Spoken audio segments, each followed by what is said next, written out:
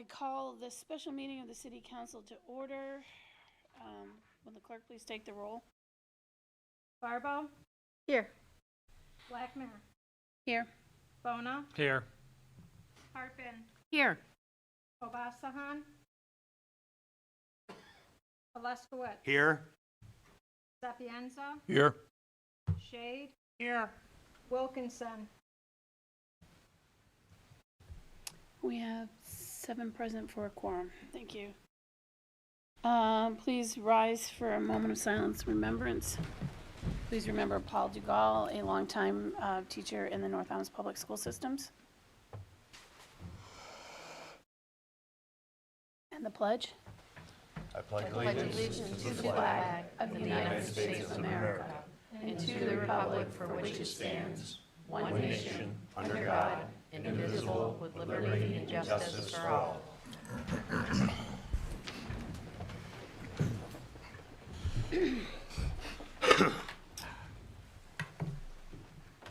Actually, we're not going to have a hearing of visitors on the public hearing. I don't think we need to have, I think the public hearing, people will have the opportunity to speak then. Is everybody okay with that? I couldn't hear you. Having the public, they speak as part of the public hearing, so we don't need to have a separate hearing of visitors. Or, is that okay? Is anybody objecting to that? Okay. So, I'm going to open this public hearing, Council Paper 12,215-1, a public hearing regarding continued violations and potential suspension or revocation of OTT's taxi operating license. Chief, do you want to present?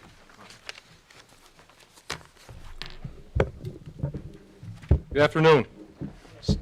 So I just wanted to present the facts of the case, which are John Lord is an owner of the OTT taxi business, and his business has shown habitual violations of city ordinances over the course of 1 calendar year. Between September 30th, 2022 and October 19th, 2022, there are 3 violations against OTT taxi. The first, a 2021 Honda CR-V bearing Massachusetts registration 3 NEK44 was being operated with passenger plates. Lord was told that the vehicle had to have taxi plates and inspected by the North Adams Police Department. Another incident was all vehicles associated with OTT taxi were being operated with livery plates. Lord was asked to provide written service agreements for organizations which would qualify OTT as a livery service, and since this did not happen, Lord was asked to have the vehicles registered as taxi and carry taxi insurance. Lord was instructed not to operate any of the OTT vehicles in the capacity of picking up fares. Lord was reminded that he cannot do this because he does not have a taxi license. Lord was reminded that he does not have a taxi driver's license because he did not have a valid driver's license for a period of 12 months.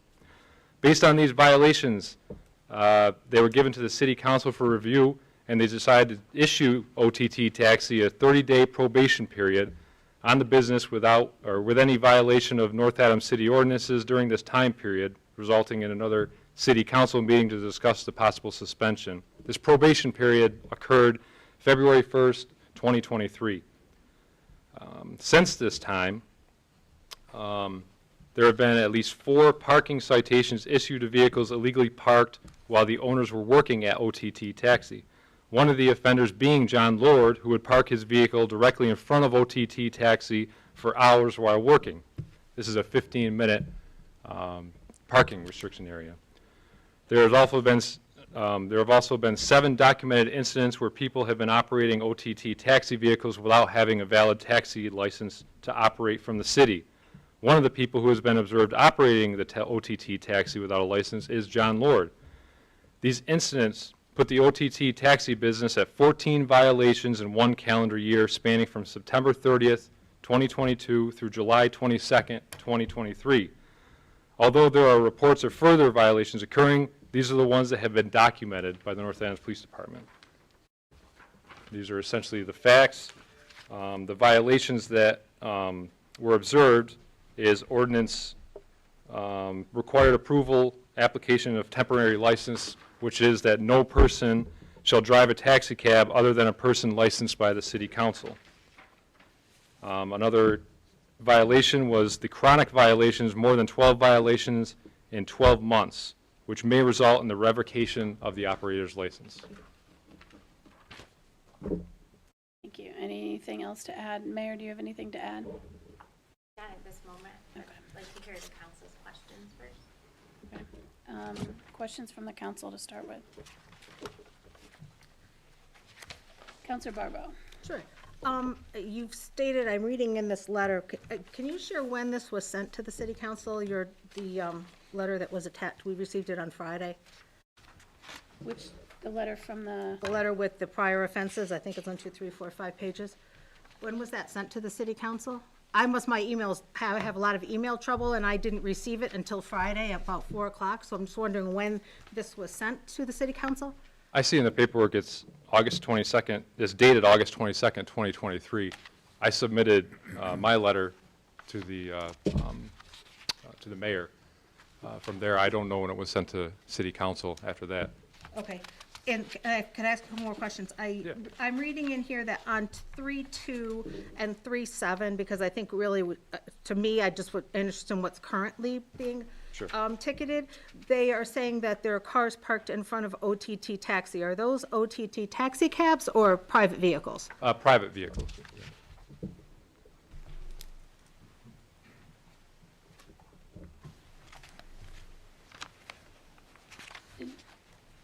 Thank you.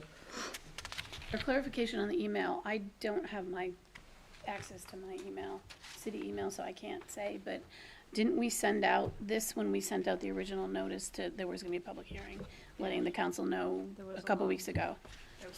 So somewhere around the 22nd, I can't give you a specific date. If somebody has their email and can give us that date, that would be helpful. Okay.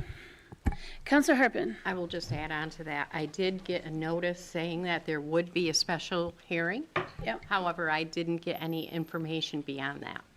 So as of Friday was the first day that I received any kind of documentation from the chief Okay. or the letter that was sent to Mr. Lord. So I was concerned because on the bottom of it, it says on here, the city council has determined that they will need to reconvene. And whatever part of the city council determined that, I guess I wasn't part of it. So, and it's said in here twice, it's also said on the first page, they have been brought to the attention of the city council. So I'm concerned, unless it's just, written in a way that maybe the city council president received it and decided to have the meeting, but as far as meeting of the city council, I was not a part of that. So I didn't know or have the details until Friday. Okay. My other question is, since this is a public hearing, was there supposed to be a publication 21 days prior, I do believe, in a local newspaper to have the hearing? I thought you already looked into that we needed to give. Mayor, do you have something to add? So when the letter was received by the chief, it was sent to our city solicitor to provide guidance as to how we were to proceed. As with the other public hearings, similar to, I think, the licensing board, it was said that we didn't need to do a special legal notice for that, different than how we do the planning board, et cetera. Okay, so that was brought through Yeah. the solicitor. I'm just looking at Mass General Law, Chapter 30, which is, that's where the open meeting law chapter is guided by, is Chapter 30 of Massachusetts General Law, and it does say in here, 21 days prior to the date of the public hearing, there shall be given notice of such hearing by a publishing notice of such hearing in such manner as is specified by any law or in no manner is specified than in such newspapers and where appropriate in trade, industry, or professional publications. So that's what I looked up. I honestly think that refers to public hearings that have to be posted as opposed to, this is more of a hearing, and I guess it's a public hearing in a way that it's a public meeting and it's a hearing on a specific issue, like the mayor said regarding licenses. liquor license is not as far as things that have to be posted, like zoning and planning and conservation, that definition, that realm of a public hearing. But I went with the solicitor's advice. I mean, honestly, this was a few weeks ago, and I remember the conversations, but I don't remember all the details. Okay. But we That's did get fine. advice from the solicitor Okay, that we didn't have to publish. okay. So that was what we went with. And yep, Sorry. I was just looking through my notes. So this is a letter dated December 7th, 2022 from Brian Riley, who works for KP Law.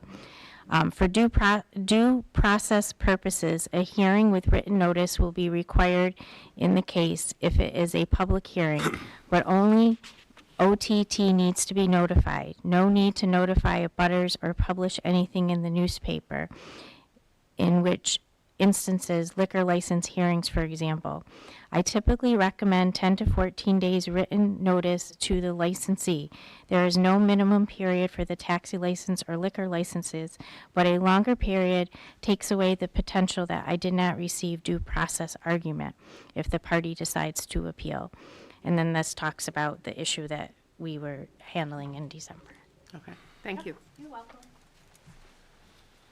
thank you. Any other questions to the chief or the mayor regarding this? Counselor Bona? Yeah. One thing I brought up at the last time we were discussing this to Mr. Lord, who is the owner on paper, but I guess the question I'll have is he the only owner? Obviously, we all received a lengthy, detailed letter from Mr. Peeney. And then there's been other comments through social media and everything that just give the impression there are multiple owners. And if a license is being given, we're giving it to one person. But when you read this letter, it clearly sounds like there's other owners. We did not get any information or feedback from Mr. Lord. We got it from Mr. Peeney. So that's a bit of a concern because, again, we're giving a license to one person, not three different people. So something I hope to hear from Mr. Lord in a response. Thank you. Can I have the chief speak to something around that, please? Yes, please. So, again, this was before I was put in this position, but when they first started, when the taxi cab service first started, the OTT taxi, I guess they had a review between Sergeant Brad Vavori and Lieutenant Beverly. And they asked him flat out, are you the owner of OTT Taxi? He said, yes. Is there any other owners? And he said, no. And he was asked, is Joe Peeney part owner of this company? He says, Joe Peeney has absolutely nothing to do with this business. And that's how they left it. That was back at the vetting stage.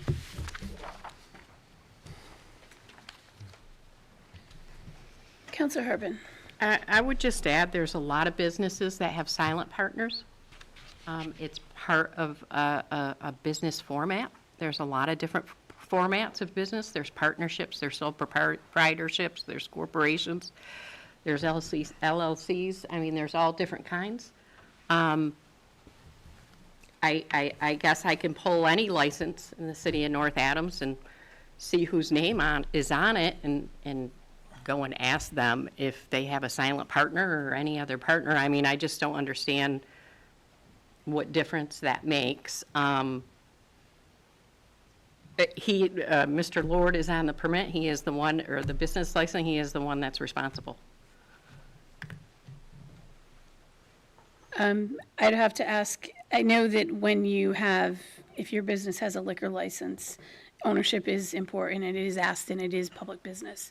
It's not, you can't, so is there a specific reason, is there any issues with the law regarding that? If you could answer that.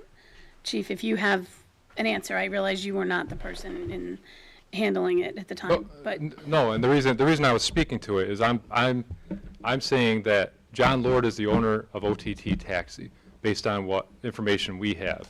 John Lord has also been shown to be violating the offenses that I just explained to you. Now, all 14, but as an owner, he should know better. He should do better. I don't have any violations with Joe Pini, and that's what I'm getting at. The owner is also violating these city ordinances of the taxi cab service. Thank you. Any other counselor questions? At this point, does Mr. Lord want to come up and address the council?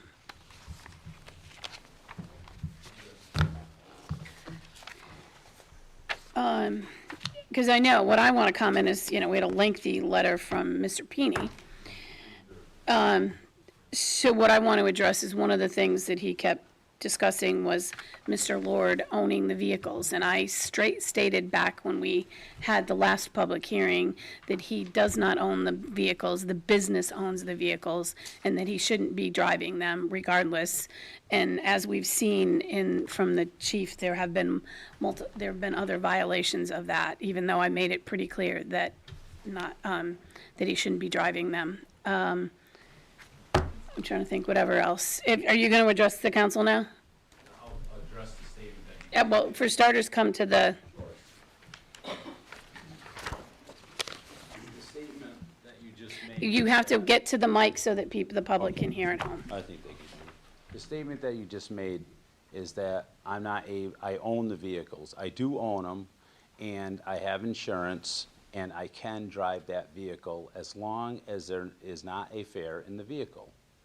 That is the insurance through Mountain One Financial, Bill Robinson, which the mayor knows, and therefore I can drive the vehicle as long as there's not a fare in the vehicle. And there isn't. That's your word against somebody else's at this point. So, anyone, any other counselors? Counselor Harpin? Yeah, I was just looking through, as I was getting the information over the weekend on this, I went back and looked at the meeting from January 31st and the minutes to that meeting. And on the very last page of the meeting minutes that were approved by everybody here, Counselor Bona ended with asking Chief Wood if at any point there have been any citations issued. Chief Wood answered no, there have not. So as of January 31st, there was absolutely 0 citations written to OTT Taxi.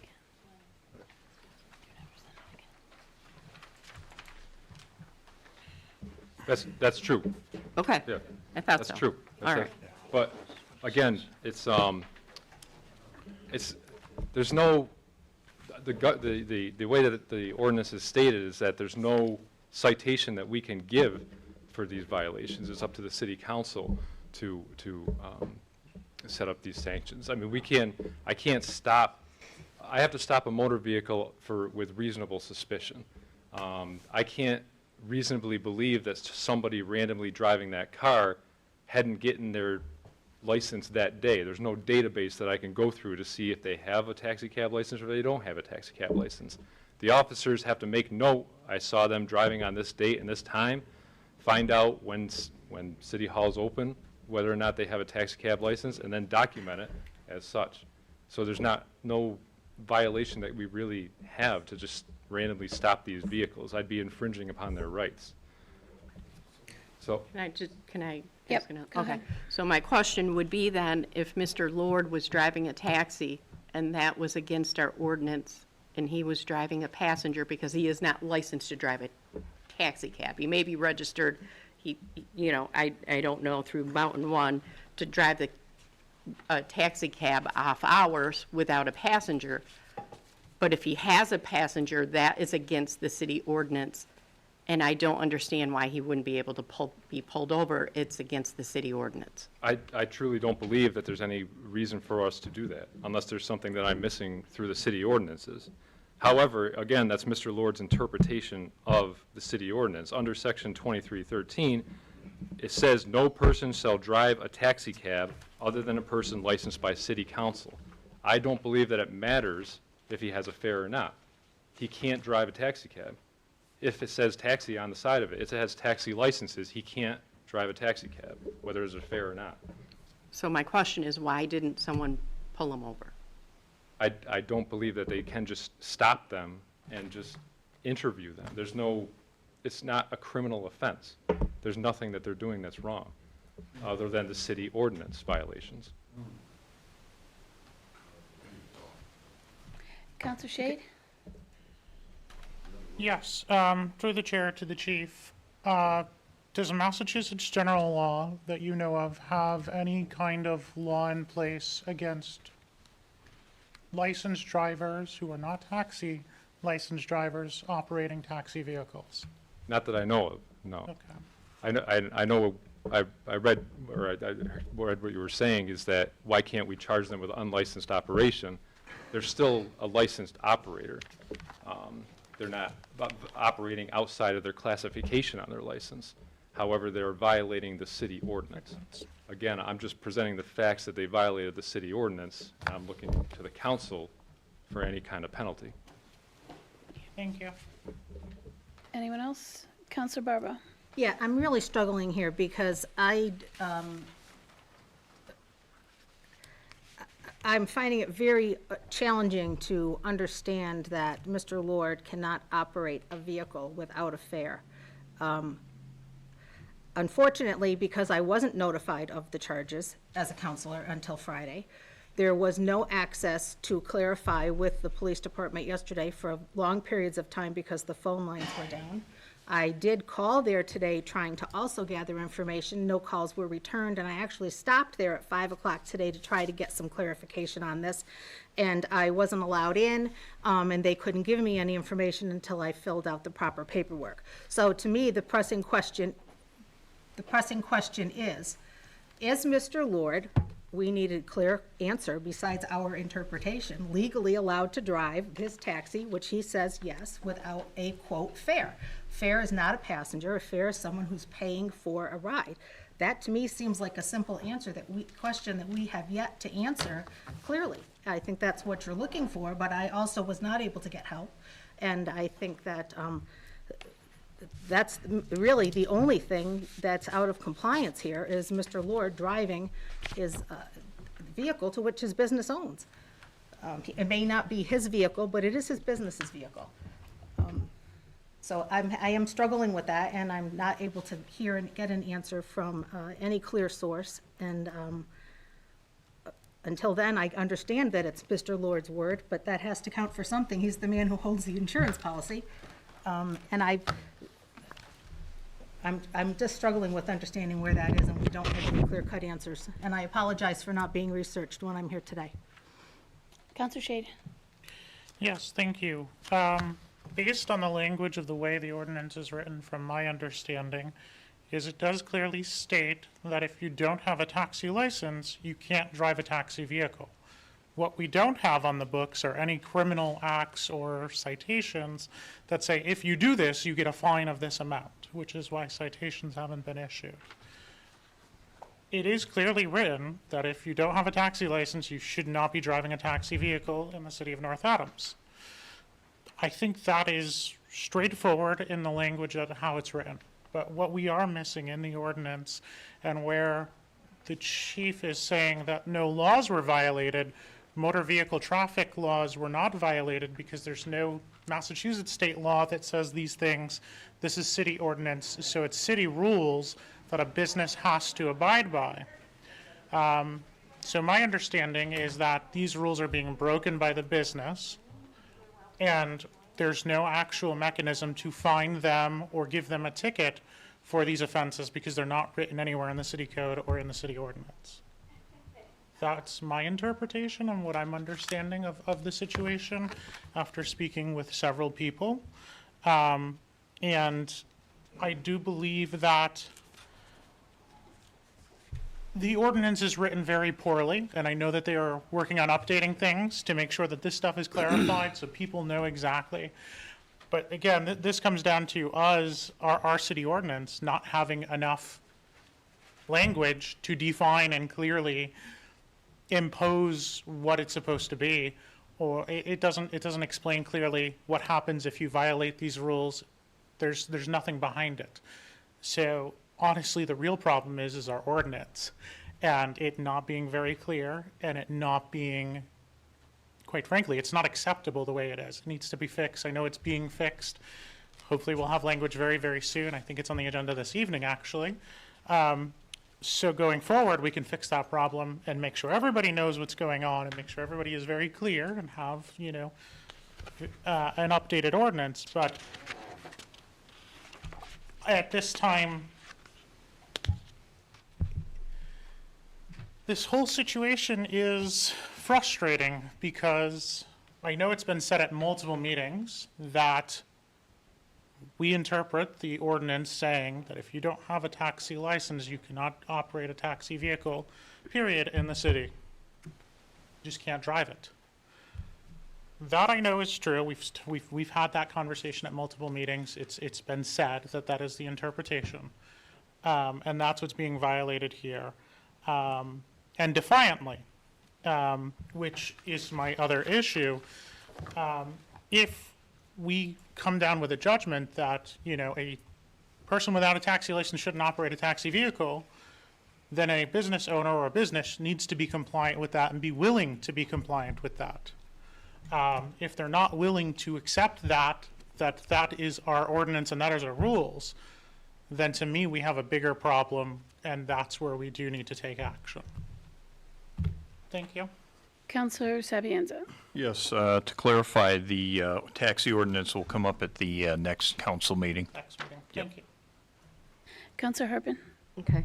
I have a couple different notes here, so I'm doing a little bit at a time because I have a couple of different issues that I made notes on. So one of the notes that I made was on 3.2 and 3.7, there were 2 parking tickets that were issued. However, it's been determined that neither one of those cars were owned by OTT Taxi. So from what I'm seeing, from our last time that we had a hearing, which was January 31st, there's been 2 parking tickets that have been issued to OTT, not to OTT Taxi, but outside of OTT Taxi. Maybe an employee or somebody, I don't know what the case may be, but there were 2 parking tickets there. My question is, any other business in the downtown, and we know there are many, and we also know that there are parking issues throughout the downtown. Is there any other business in the downtown area that have had 2 parking tickets this year? Or is it just parking tickets that are near OTT Taxi that we're concerned about? Because it really seems to be an issue that we're concerned about OTT's license, we're concerned about where they're located, we're concerned about parking, we're concerned an awful lot about OTT Taxi, but I know that there are a number of other businesses in the downtown that may not be following all the licensing rules and the business certificate rules and the permit rules. I do know this. I've pulled a couple of business certificates last week that from Main Street. Neither one of them are accurate. Neither one of them. I think this is about a taxi business, which is different than just a regular business.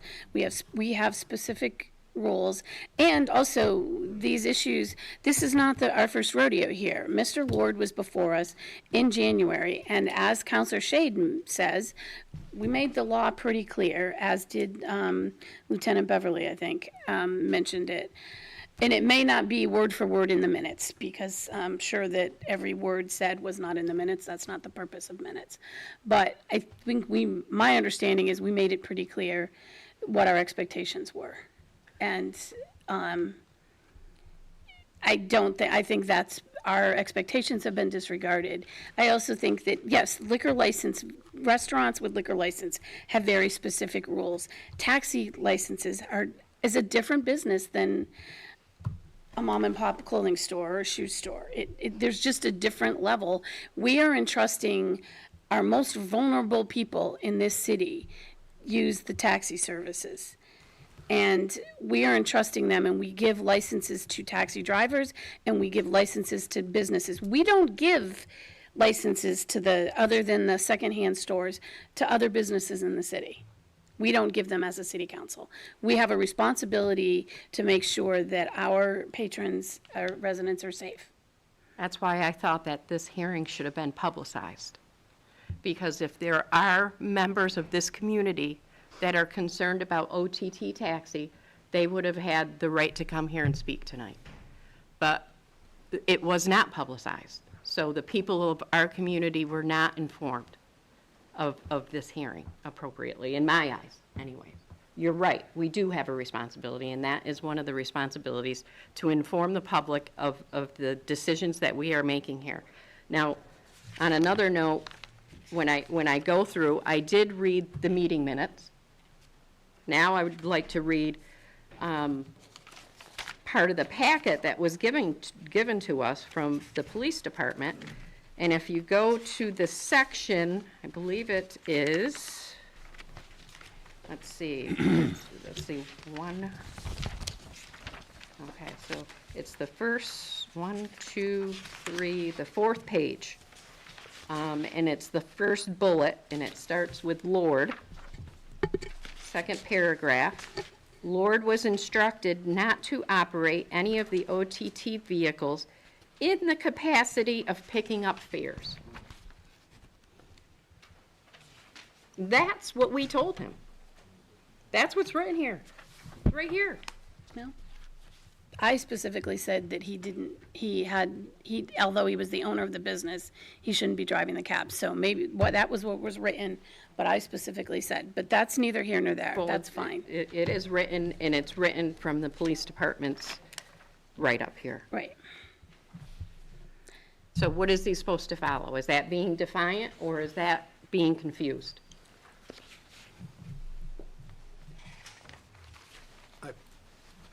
Counselor Oluskowitz? I believe that in the last hearing, we did make it clear that he is not a licensed taxi operator, regardless of what his insurance says. There's a city ordinance saying that he cannot drive that vehicle, fair or not. I mean, we had that last hearing, and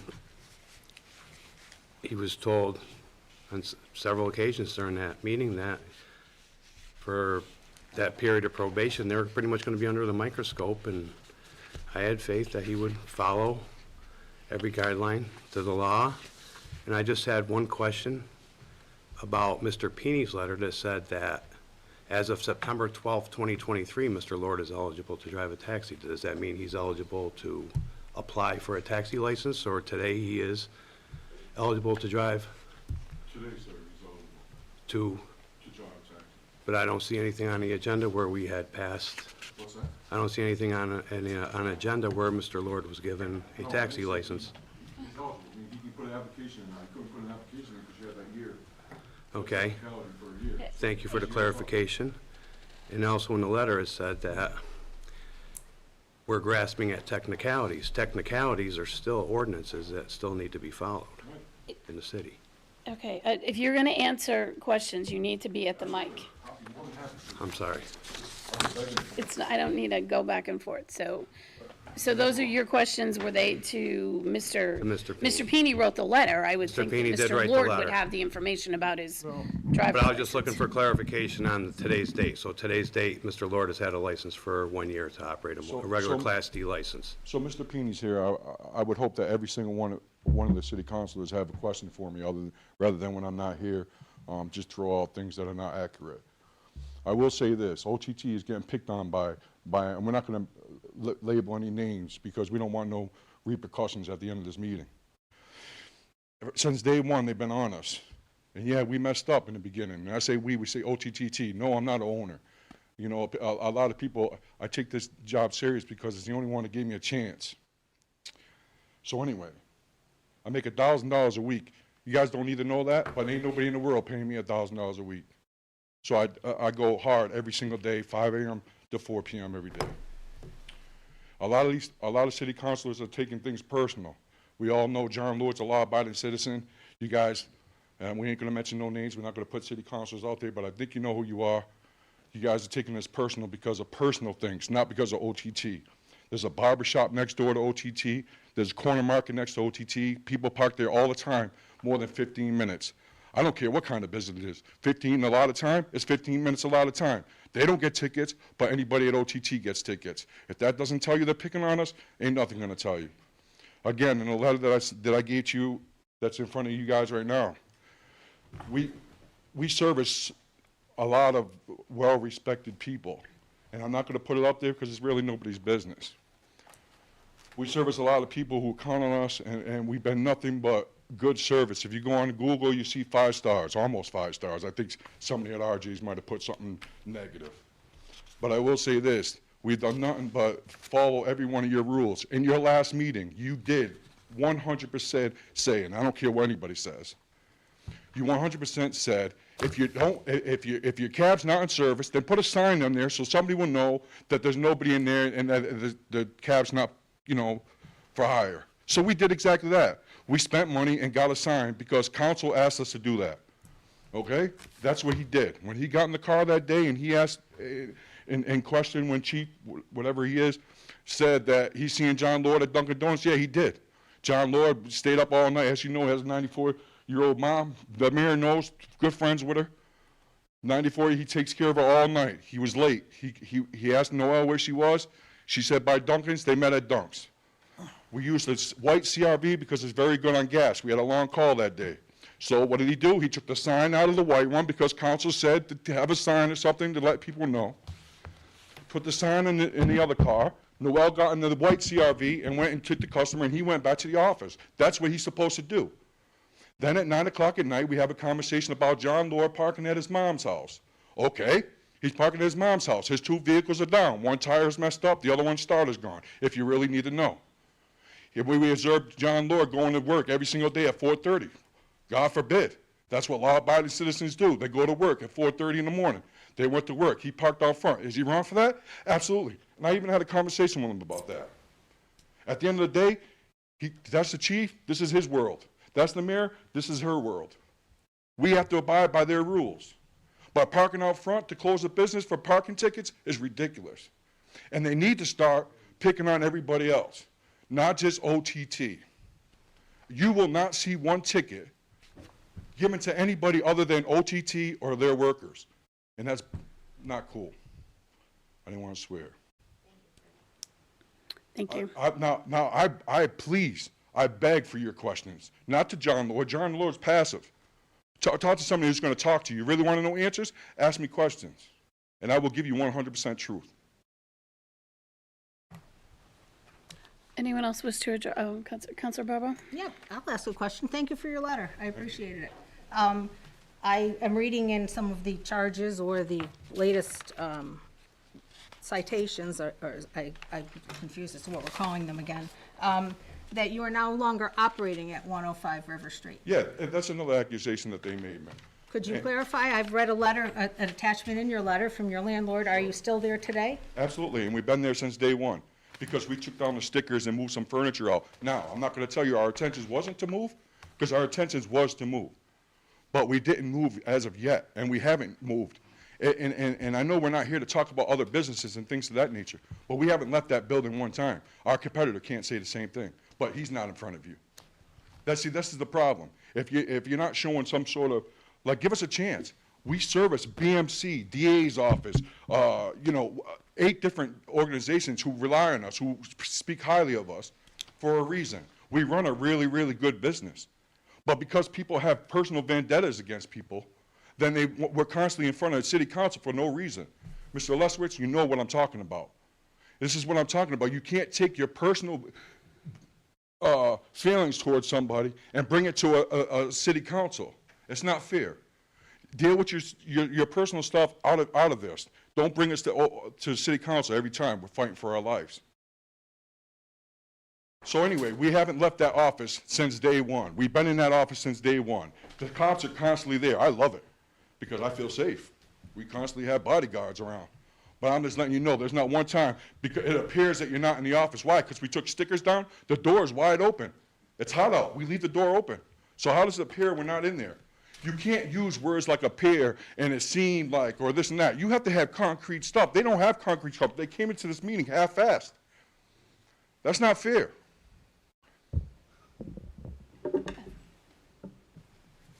Counselor Shade, then Counselor Harbin. Yes, first, through the chair to the chief, has OTT Taxi had any, to your knowledge, reports of any safety issues from members of the public while using their transportation? We have had complaints that they're selling narcotics out of the building, but that's, no, but that's the only safety issues that we've had. Yeah. Okay, so no reports of any safety issues within the vehicles or Not from that I know of. passengers? Not that I know of, no. Okay, thank you.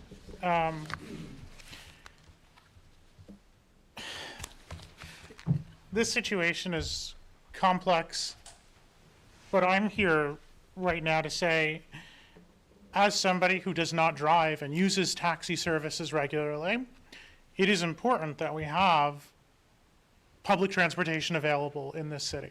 It is extremely important. It is extremely valuable. People need access to public transportation, and if it is safe, people should have access to public transportation. That is very important.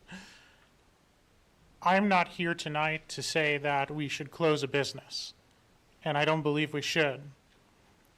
I do believe that we still have some ordinance issues that need to be worked out, that we need to solve on our end. And also, we need a solid agreement from this business and the business operator that ordinances are going to be followed. I personally would recommend an additional probationary period of, say, 3 months, where if any ordinances are violated, they would lose their business license automatically. And if not, then they continue to operate. And I don't think we should just shut them down, because from the violations that we have, yes, there are violations, but none of them are involved in the actual safety or issues of safety to the public.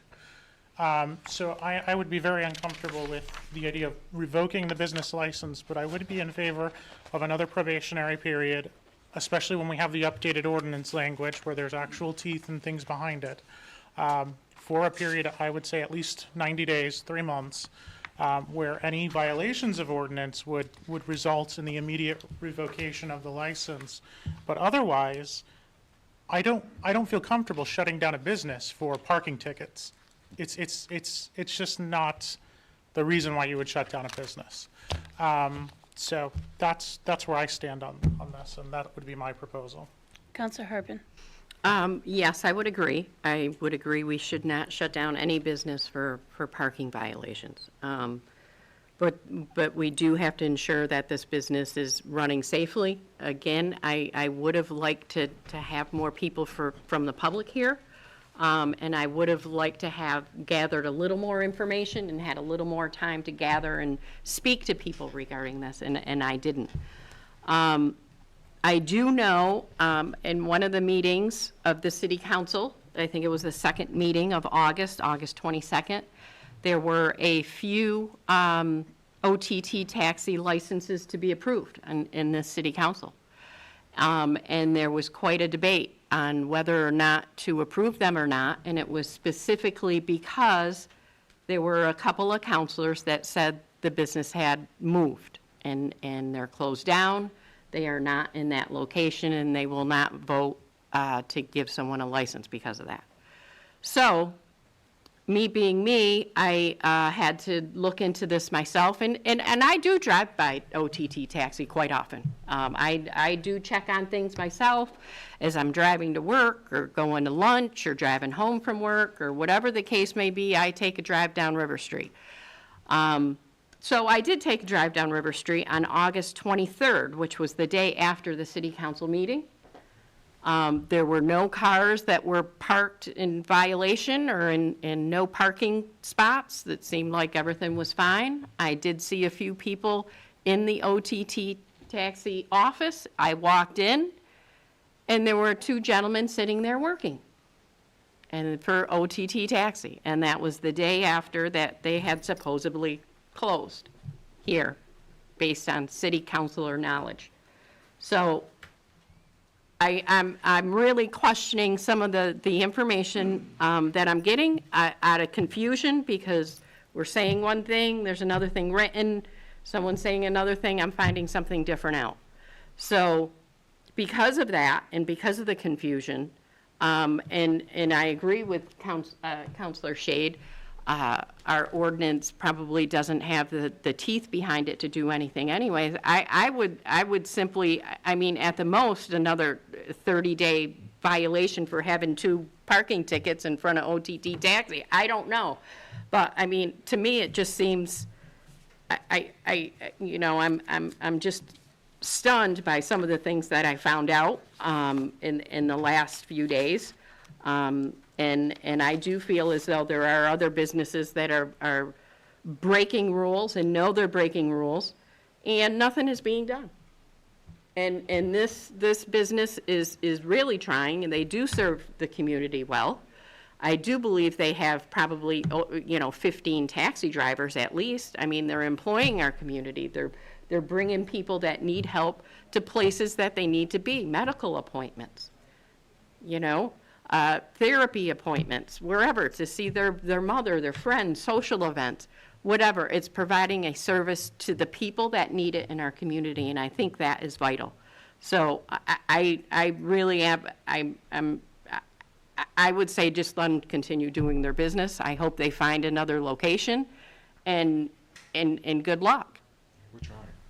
Trust me. Counselor Sapienza. And then at Yes. some point, I need to let the public speak. Okay, this will be real quick. Of these violations, I can't see closing a business or suspending a license of a business based on parking citations alone. Parking citations, if I had the authority, I could walk down Main Street on any given day and probably write about 10 or 15 tickets. Meters not being properly fed, things like that, overtime, all kinds of violations, and there's all kinds of things that can, so based on that, I can't. Based on whether or not a business is operating in a particular location, obviously, they are operating out of this location on River Street. I'm not operating on hearsay. My concern personally is that the incidents of where we have non-licensed people driving the vehicles. And that's my concern, and that would be my basis of whether or not to decide to suspend or revoke the operator's license at this point. So If I may, Ms. Blackman, real quick. that's all I have to say. Last city council, somebody said, and I don't know if it was you, I don't know who it was, I'll be honest with you, I was watching it on TV. Somebody said, if the car's not in service, put a sign in the window saying not in service. If he wasn't able to drive without as long as it wasn't, why would that even be recommended? I'd have to look at the meeting, because Yeah, I please. didn't say it, I don't remember Okay, it. ma'am, I'm not saying you did. I don't know who did, but somebody did. That's why we bought the sign. We're trying to do everything that you asked of us. We don't want to be here, just as well as you don't want to be here for this reason. So I'm just saying, we didn't do anything, like I said, parking violations, John being in the vehicle. John's a law-abiding citizen. You check his record. He's not going to just drive just to be defiant to Miss Maxey and Chief. He's just not going to do it. If he knew he wasn't supposed to do it, he just wouldn't do it. But you guys made the impression in the last meeting that as you have a sign or something that people know that it's not in service, then that's fine. We went and bought a $20 sign. I mean, we did everything you asked of us. I don't understand why we're still sitting here. Counselor Sapienza. Yes, I believe at the last meeting that you mentioned that sign, I think it was mentioned as a suggestion. It wasn't mentioned as a requirement, but a suggestion Right, and we- at that and we point took in it. time, And because we I took that believe, because we don't want no problems. so. And we have problems anyway. Okay, we have to let the public speak, so go ahead, Counselor Leskowitz, and I think and then Counselor Bassan hasn't spoken yet. And then I will call on the public and then the mayor. Just one last small point for clarity. When the votes were being held up for drivers, it wasn't because of the location of the business. It had always come down to missing information on the permits. And I think if you look back at minutes or the meetings, you'll see I've always been very consistent on approving your drivers, because I don't believe in holding a business back from having people gainfully employed. The last one in point, I believe, was Mr. Sawtelle, was missing information on his permit. And we had a lengthy discussion, but I did not want to hold Mr. Sawtelle from being employed because, you know, everybody has to be pro-business and pro-employment. Everybody, we all have to put food on the table, but that was just a small clarification as to why some of the licenses you have seen would have been held up during the course of our voting, but I would never, I said I'd never want to hold anybody back from being gainfully employed. Thank you. Councilor Abasahan. Yes, very quickly, Mr. Pini, thank you for getting up and speaking your side, because me coming in here, it was like, I was under the impression it was like one-sided, and that I came in knowing like either was going to be suspended or revoked. And Mike, please. Oh, I got you. And I was under that impression that, and it kind of started off where it didn't seem like anyone cared. So I'm glad that you got up and you spoke your side, and you mentioned about what was speaking at the last meeting, that about you moving, and a lot of the words that were thrown around was seems like, Yes, sir. or appeared to be, and your words around trying, right? And I think that's what won me over tonight. Was the fact that you got up, you spoke, and you were here and saying that you are trying to put in place, even after there's these violations that are happening. You knowing about them and then trying to correct Yeah. the situation. I'm also I agree with Councilor Shade around another probationary period where terms are clearly spelled out of what's going to happen going forward, and staying on top of that, because I also agree that this is a service that that is provided for our community, and our most vulnerable community members as well. So I don't think just getting rid of a business would solve the problem. And then also for the vehicles that are getting ticketed outside your business, I know that it said Mr. Lord was one of the offenders, but then there's also who were the others, right? Like outside of other businesses, and I don't think it's fair to put that on OTT. But I'm in agreement of another probationary period with cleared out terms of what needs to happen going forward. Yes, sir. That's all. Thank you. So if you could sit down and let other people Sure, speak, that would absolutely. be helpful. Woman in pink, and then Ms. King had her hand raised, the gentleman in the blue shirt, and then the woman in the blue shirt. And you have 2 minutes. Oh, you need your name and address for the record, please.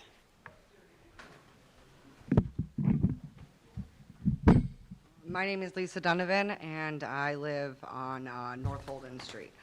So I live directly, I can see OTT from my house. My license is up for review tonight. I did apply at OTT. I got a temporary license, which I would like to speak about because, the chief had said, what do we do about licenses? We have to carry that with us, that temporary license. So that could be a violation if we don't have it with us. You know what I mean? So that's how you prove that you are a taxi driver. I know that you guys have said that you wanted the public here. I am the public because before I worked for them in this short amount of time, I took them faithfully. Rick went out of his way every single week to come pick me up in Pittsfield after hours. Every single week without fail. They stayed open for me. Everyone says that about us. We accommodate the public. No matter what you need, we're there. We help people. The Elizabeth Freeman Center, we transport these women and help them. So why are you trying to shut down an entity that's helping the community? And if the public was here, they would tell you that they don't feel unsafe with us. Because I can tell you that there are rumors about this council meeting tonight. Customers that I drove today were saying, oh, are we allowed to go? I had a few customers ask me. And I said, honestly, I don't know the answer to that because I didn't know. So I didn't want to give them false information. But they were concerned. They were concerned that they weren't going to have their rides tomorrow. They were concerned that they would have to go back to other taxi companies. And to be honest with you, I drove all the way from Pittsfield down to North Adams with Rick every single Monday. I never once felt unsafe with that man. I never once felt unsafe with OTT. That's why I started working for them, because it was, number one, it was expensive to commute back and forth. But I started working with them because I trusted them. I trusted Joe. I spoke to Joe multiple times as a customer. He was very nice. So if you would like the public's opinion, that is the opinion, and that is the consensus of it. Thank you. You're welcome. Ms. King? Mary Ann King, North Street, North Adams. I'm also the parking clerk for the city of North Adams. Just to clear up a few little misconceptions about parking tickets. Yes, there's about 5 other businesses in the city who have been receiving parking tickets. I'm not going to name them because we're not here for that, but it hasn't just been OTT. There are other businesses. One thing I will say, though, for OTT, we did have a traffic commission meeting because we had some complaints about them parking. It was congesting the area, the 15-minute zone. Since then, they've been really good. Since that traffic commission meeting, there haven't been any 15-minute violations issued. They have been parking in the empty lots off of River Street. Thank you. Who's next? Go ahead.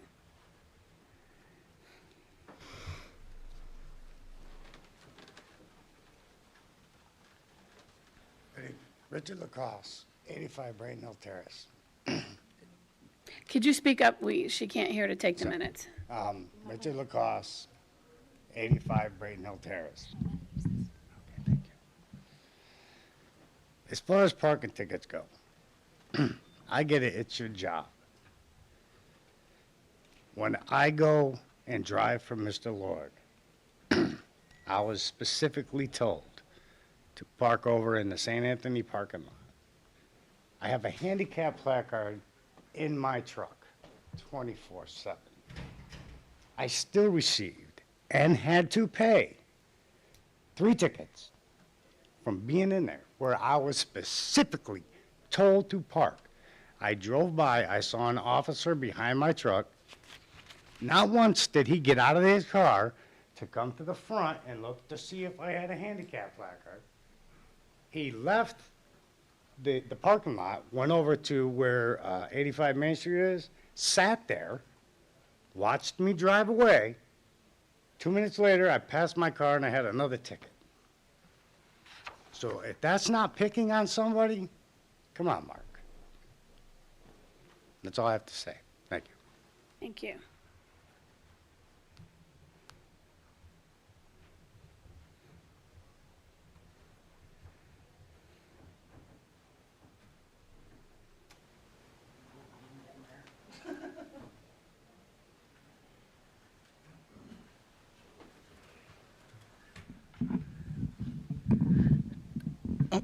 Sorry. Tanya Kravish, 32 Columbia Street in Adams. I work for OTT. I've been a licensed driver in the city for cab for nearly 26 years with one business or another. I will say, every other place I've worked, you, as the city council, have been a non-entity.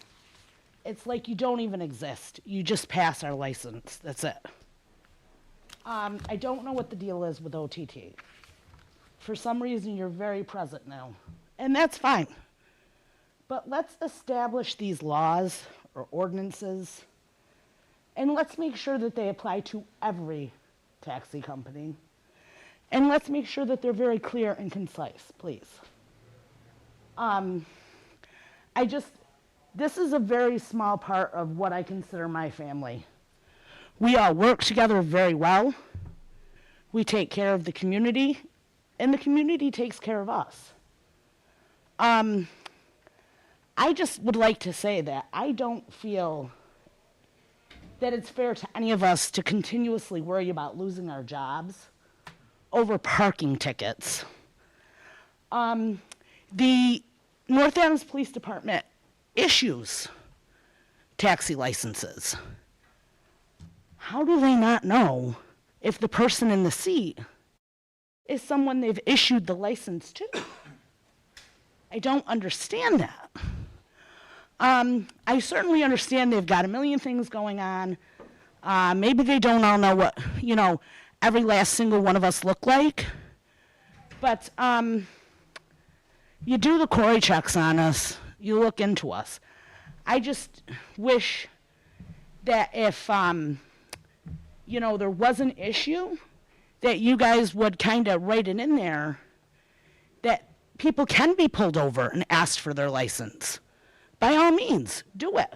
I have no problem handing my card over. And the one other thing that I wanted to address tonight, please, was we say you have to be licensed to drive a cab. Okay, that's fine. What if a cab is, broken down or making a noise or whatever? Does the mechanic then need to be licensed to test drive the cab? Because if that's the case, we're going to run into a whole nother set of issues. I feel like there needs to be certain exceptions to that rule. So when you're sitting down and you're going through all of these ordinances that I hope that you're going to revise, please keep that in mind. Because that's been a concern of mine since the last meeting. Thank you. Thank you. Mayor? I'll go real quick, and I appreciate you all for speaking tonight. I just want to be clear on a couple of concepts. One, the taxi service that's being provided by OTT through their drivers, their dispatchers, we have never, ever received any complaints about the drivers. We've heard, Matt, how you're very personable, you do a great job, you're on time, you're reliable. So I want to clarify that. I agree with all of you, tick-tacking about parking tickets at this point is absolutely ridiculous. And the issue is, though, that Mr. Lord does not have a license to operate a taxi. And we can argue all night about in-service, out-of-service. And those issues are being addressed within our new ordinance. And Mr. Pini, I just wanted to comment, the whole thing about whether you were moving or not, that started when Mr. Lord came in and asked our building inspector if he could move the business to his home address or his property on Blackington Street. So that's kind of where that all started, okay? And I also would like to clarify that I do drive by OTT all the time because I live in that neighborhood. And the issue is not the parking tickets. The issue is that Mr. Lord doesn't have a license to operate a taxi. It's not about your service. We love your business in our community. And I really hope that it's true that you're a law-abiding citizen in my community. And I'd love to talk to you more about that. Mr. Cardomino, then we have to shut this down and make a decision. Robert Cardomino, 173 Quincy Street. I don't see anything that's earth-shaking here. Get OTT to get into compliance because they have a service, and they service a lot of people that are not serviced by the B-Bus and the elderly that need a taxi to take them downtown and shop and bring them back home. And, if you suspend their license, just think about this for a minute. How many people are you going to put out of work? Is that what you want, to throw some people out of work, close a business? North Adams has the reputation for not supporting businesses, and it's going to be added to. Let's give them a chance to comply, and let's move forward, and everybody will be happy. Thank you. Thank you. Okay. One, I'm not going to be held hostage with people saying, what about jobs? What about businesses? Because I support most of the local businesses. This isn't about the drivers. It never has been. It has been about Mr. Lord. And Mr. Lord was warned back in January. And so this isn't about parking tickets. I would not even think of suspending a license for parking tickets, never mind revoking. The conversation is somewhere between probation and revocation. there's also suspension in there, which nobody really talked about. We could do, I think Counselor Shade suggested 90 days probationary period. If there were any more violations, that then we could move to a 30-day I would suggest a 30-day suspension and then revocation. Or we could start with a 3-day suspension or something along those lines. Does anyone want to make a motion? Counselor Shade. Before we make a motion, I just have a quick question that I'd like to ask through the chair to Mr. Lord. Mr. Lord, based on the hearing, based on everything that's been talked about this evening, if the condition this evening is that you do not drive a vehicle that is registered as a taxi until you have a taxi license, are you willing to comply with that? Thank you. In that case, I would move that we institute a 90-day probationary period with any violation resulting in a 30-day suspension of the business license. Do we have a second? I'll second. Discussion? Counselor I Hartman. just want to note again, that in the document that we received from the police department, it says in here, Mr. Lord was instructed back in January not to operate any OTT vehicles in the capacity of picking up fares. This is what was instructed by the police department, so I just want to make that clear. There might have been some confusion. To me, it's confusing, so. Counselor Shade. Yes, thank you. For clarification purposes, for some comments that were made earlier, just before we vote. First, the second council meeting of September, we will be reviewing the taxi ordinance here in chambers. We encourage you to be present and to hear what these new changes might entail. Also, for the public's awareness, all council meetings, all meetings are open to the public, and the public is more than welcome to join us and encouraged to join us. We'd love to see more of you here. So any kind of city council meeting or any kind of committee meeting of city council members is always open to the public, and we encourage you to attend. Thank you. Okay, we have a motion and a second to, for a 90-day probation, which any subsequent offenses during that time would result in a 30-day suspension. I'm going to do this as a roll call vote. Barbo, Yes. Bona, Yes. Harpen, No. Obasahan, Yes. Peleskowitz. Yes. Sapienza, Yes. Shade, Yes. Wilkinson, No, he can't. Yeah. Blackmer. Blackmare. Yes. So motion carries. We'll write something up and send it in the mail to Mr. Lord at his place of business. And without any other business, we move to close the public hearing. Move to adjourn? Second. Close the public hearing, and move to adjourn. So moved. So moved. So, all in favor? Aye. I'm going to suggest a 5-minute recess between now and the beginning of our city council meeting to allow people who would like to, don't want to watch the rest of it, because it looks like a long one, to be able to leave, and also if they need to get a drink of water or something.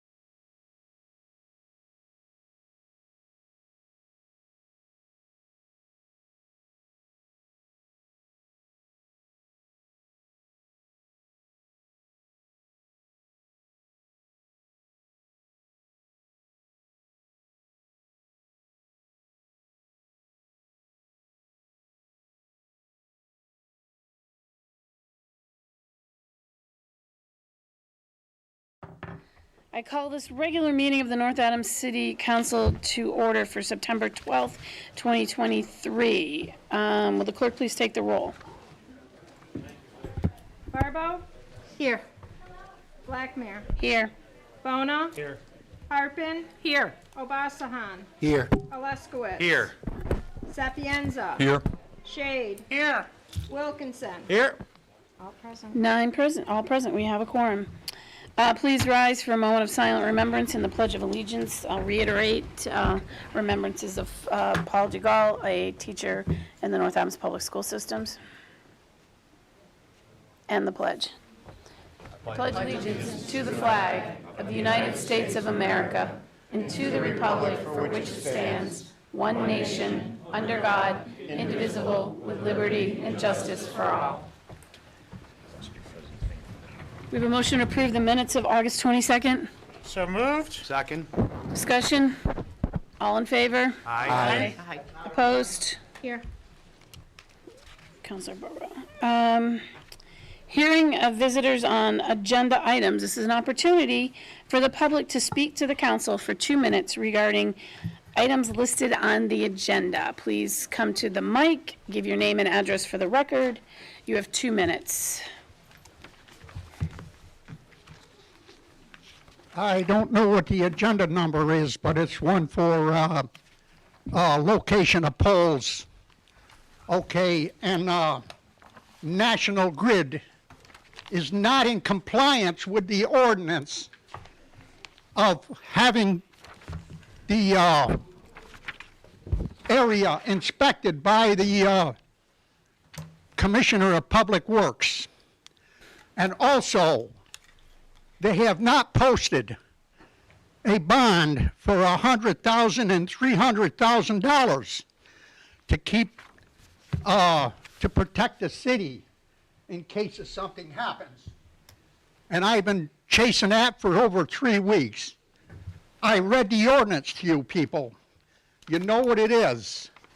They're not in compliance with this ordinance, and I suggest that you tell them to get in compliance and then come back and you grant the permission to put the poles up. Thank you. I don't want to talk to you. Excuse me.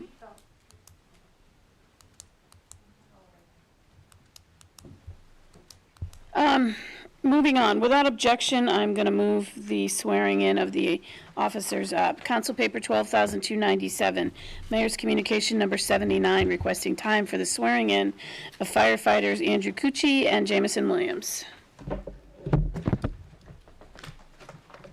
Thank you, Councilor President Blackmer. I'd like to break my microphone.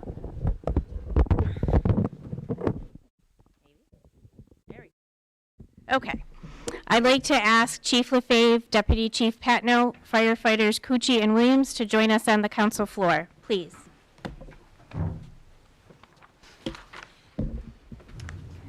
Do the swearing.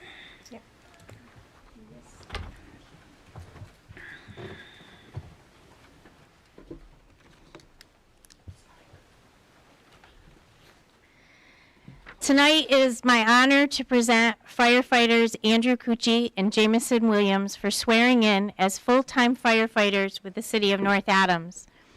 Andrew Cucci comes to us from the village of Cornwall on the Hudson, New York. He graduated from Anna Maria College in 2021 with a bachelor's degree in fire science. Andrew obtained Firefighter 1 and Firefighter 2 certification through the New York State Office of Fire Prevention and Control. He has 7 years' experience as a volunteer firefighter with the Cornwall on the Hudson Fire Department. Jamison Williams comes to us from Williamstown, Massachusetts. He graduated from the University of Northwestern Ohio with an associate's degree in diesel technology. Jamison obtained Firefighter 1 and 2 certification from the Massachusetts Fire Academy. He has 11 years' experience as a volunteer firefighter with the Hancock Fire Department. Firefighters, as you take your oath tonight, I ask that you promise to be concerned for others, that you have the willingness to help those in need, and that you have the strength to bear whatever burdens might be placed upon you. And most importantly, you have the strength of mind and body to deliver safety to all the residents of the city of North Adams. I would now ask Clerk Leonajo to administer the oath. Please raise your right hand and repeat after me. I state your name. Do solemnly swear that I will bear true faith and allegiance to the Commonwealth of Massachusetts. Faith and allegiance to the Commonwealth of Massachusetts. And I will support the Constitution thereof. And the Constitution of the United States. That I will obey all lawful orders. Of my superior officers. And that I will faithfully. Discharge and perform all the duties incumbent on me.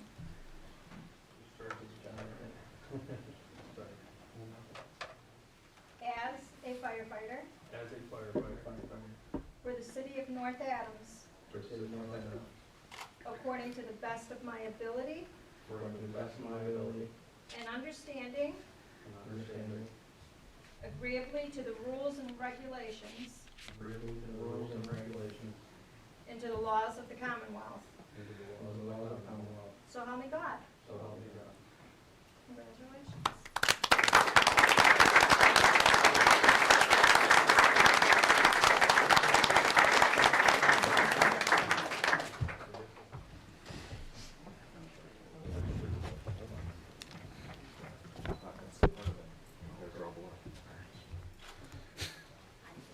Yeah, the EMTs aren't here, so don't do that.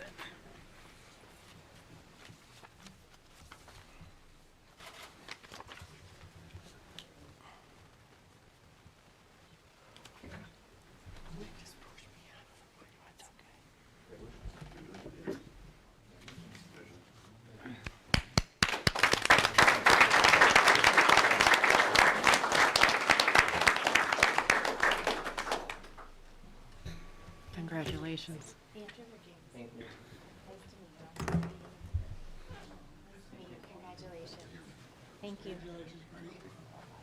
Thank you. Congratulations. Keep safe. Can't wait till I do the police officer's paper. Sensing the noise.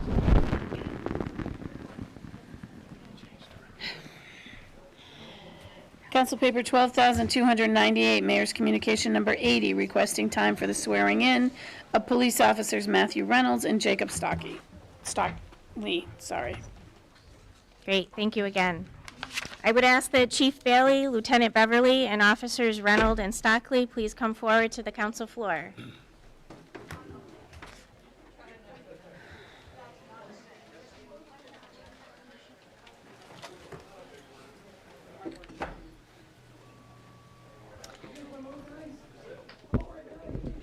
Tonight, it is my honor to present two individuals to take their oath as full-time police officers with the North Adams Police Department. Both have successfully graduated from the Police Academy on September 1st. Officer Matt Reynolds grew up in North Adams and graduated from McCann Tech from the electrical program. Officer Reynolds worked for Amenitech for 11 years. He resides in North Adams with his wife, his two sons, and his daughter. Officer Reynolds wanted to become a police officer because he is interested in becoming more involved within the community and ultimately wants to make North Adams a safer community. Officer Stockley grew up in Pittsfield and graduated from Pittsfield High School, where he enjoyed playing hockey and crew. Officer Stockley worked at BMC as a security guard prior to becoming a police officer and is an active member in the Army National Guard. He is a resident in Pittsfield, where he lives with his fiancée. Officer Stockley always wanted to be a police officer since a child and wants to be more active in the community.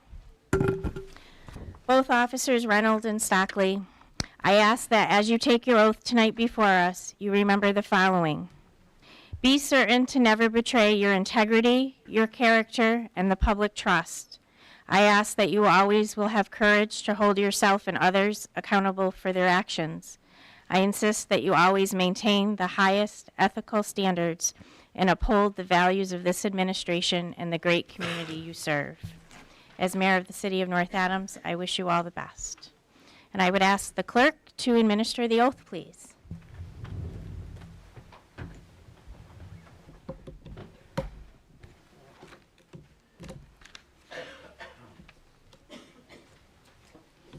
Raise your right hand, please, and repeat after me. I state your name. I, Jacob Rowley, Do solemnly swear do solemnly swear that I will bear that I will bear true faith true faith and allegiance and allegiance to the Commonwealth of Massachusetts, to the Commonwealth of Massachusetts, and I will support the Constitution thereof, and I will support the Constitution thereof, and the Constitution of the United States of America, and the Constitution of the United States of America, and I will obey the lawful orders and I will obey the lawful orders of all my superior officers, of all my superior officers, and that I will faithfully and impartially and that I will faithfully and impartially discharge and perform discharge and perform all the duties incumbent on me all the duties incumbent on me as a police officer as a police officer for the city of North Adams, for the city of North Adams, according to the best of my ability according to the best of my ability and understanding, and understanding, agreeably to the laws and regulations agreeably to the laws and regulations of the Constitution of the Constitution and to the laws of the Commonwealth and to the laws of the Commonwealth and to the United States of America. and to the United States of So America. help me God. So help me God.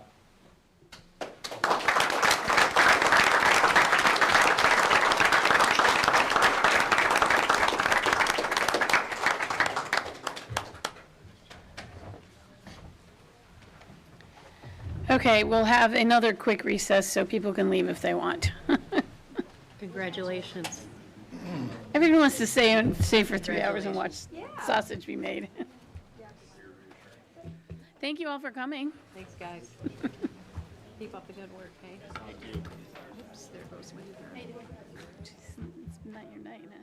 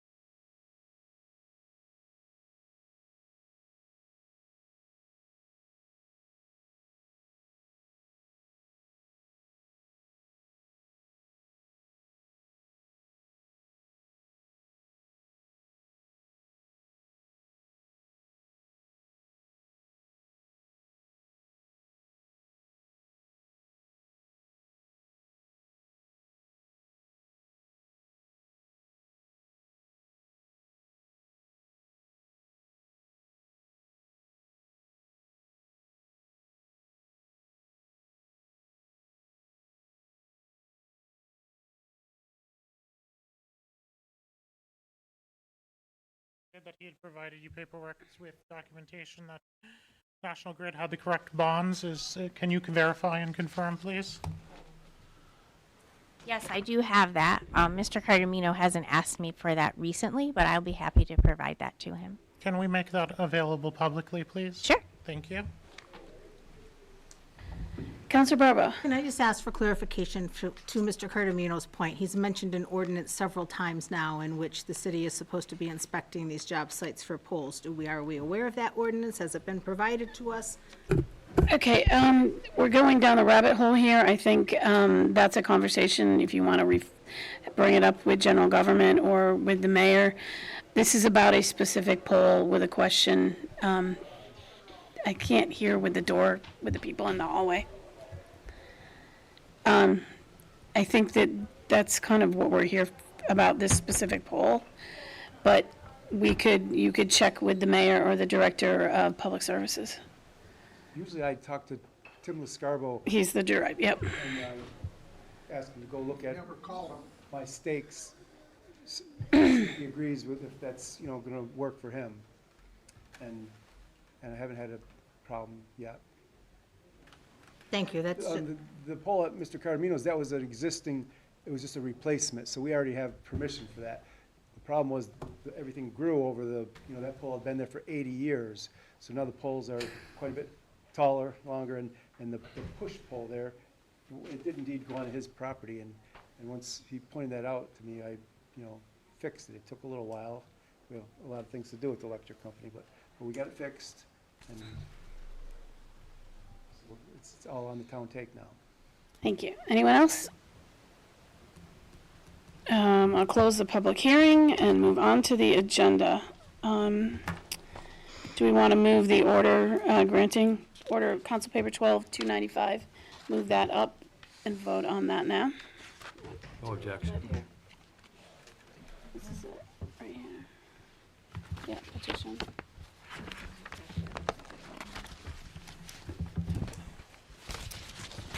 That's it, guys. Read on it. So, Council Paper 12,295, an order granting permission for a new pole location on South State Street as described by Mr. Tatro. Do we have a motion? Move to approve. Counselor Wilkinson and Counselor Luskowitz? I'll second. I heard an over there, I just didn't hear who it was. Discussion? All in favor? Aye. Aye. Opposed? Motion carries. Thank you. Thank you very much. Okay, I'll cross that one off. Not in compliance. Okay, Council Paper 6150-2, an ordinance to amend Chapter 2, Article 19, Airport Commission, Section 2-108, entitled Establishment, Composition, Qualifications of the Revised Ordinances to mirror MGL Part 1, Title 14, Chapter 90, Section 51E, referred back to general government from the meeting of July 25th, 2023, with a return date of September 12th. We have a motion to pass to a second reading and publish as required by law. And then then we can get an update from Counselor Wilkinson. So moved. Second. Okay. Okay, this is one of 3 items on our agenda tonight that went to general government. We're hoping to get them back to you. We met August 29th, 2023. This one in particular was brought forth by the Airport Commission for a number of reasons. Number one, they're having the present ordinance, the city's ordinance, I should say, because it's going to be different from the state. The present city ordinance requires 2 people with that are pilots, or I forget the exact jargon. And the commission has always been not in legal standing because we can never find 2. We have 1, but we haven't been finding 2. To bring that even worse is that our ordinance doesn't match the standing state ordinance for airport commissions or municipal airports. What the Airport Commission wanted to do was to bring our ordinance into compliance with theirs, which only has to have one. In front of you, I've highlighted the ordinance as this was written by Catherine Ead, the city administrator, who had a lot more legal knowledge certainly than I did. And the only change is halfway down, and I've highlighted it for you. It says, of the members attendant, at least one shall a person having experience in aeronautics, sorry. Tough word. In the event, the aeronautics word is the one that they're changing. It doesn't say pilot, it doesn't say airport, something or other, whatever it was before. This is the exact language that appears in the state ordinance. And all they're trying to do is bring us up to state level. So it's fairly simple. That's it. It went through general government and it was approved unanimously. Any comments, questions? Since this is passing to a second reading, we do not need a roll call vote on this. All in favor? Aye. Aye. Opposed? Motion carries. God, my book is falling apart. Council Paper 9513-31, an ordinance to amend Chapter 7, Section 7-11 of the revised ordinances of the City of North Adams regarding the change of permit price referred back to Public Services from the meeting of August 8, 2023. And we have ordinance language in here. A motion to pass to a second reading and publish as required by law would be in order? It's going to be for the Yeah, Which one? can I just mention something? Did you, okay, go ahead, Yeah. Councilor Harvey. So, the documentation that is in with the packet is correct. It was from last year. This got mixed in a little bit with the fees that we're doing with the Finance Committee. However, we did meet, the Public Service Committee did meet in August, and we reviewed it, and we continue to support it. It was voted anonymously to go ahead and approve what Ms. Ead had given us. The only difference is she did change the price per pound by a small amount. So we would have to amend this for the price per pound for general refuse, for building materials and debris, and metal excluding appliances. Which paragraph is that? It is on the second page. So if you, second page, and it says it says delete the following, and then it says insert in place thereof new paragraph. Yep. Okay, so underneath there, it says general refuse, and instead of being .0829, it should be .0862. So it is just being tweaked a little bit up, and we did approve that through Public Service in our meeting. Okay. Did you you want to make a motion? So Do you want to make a motion to amend and then just give us all the changes? Sure, That'd be great. I will. So I would make a motion to amend under general refuse, under building materials and debris, and under metal excluding appliances from .0829 to .0862. Thank you. Second. Okay, now let's vote on the amendment. All in favor of the amendment? Aye. Opposed? Motion carries. Okay, continue, thank you.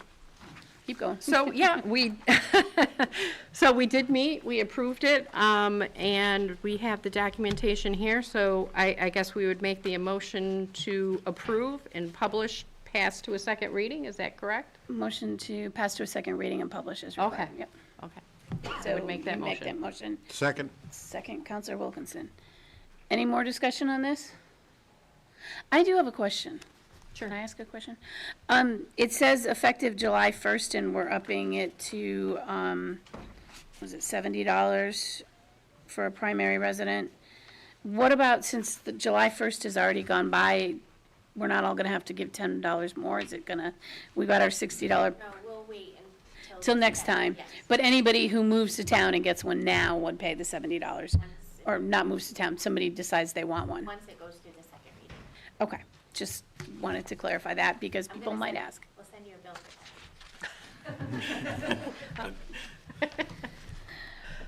that. Motion, second, amended. Okay, so we have a motion and a second to pass to a second reading as amended.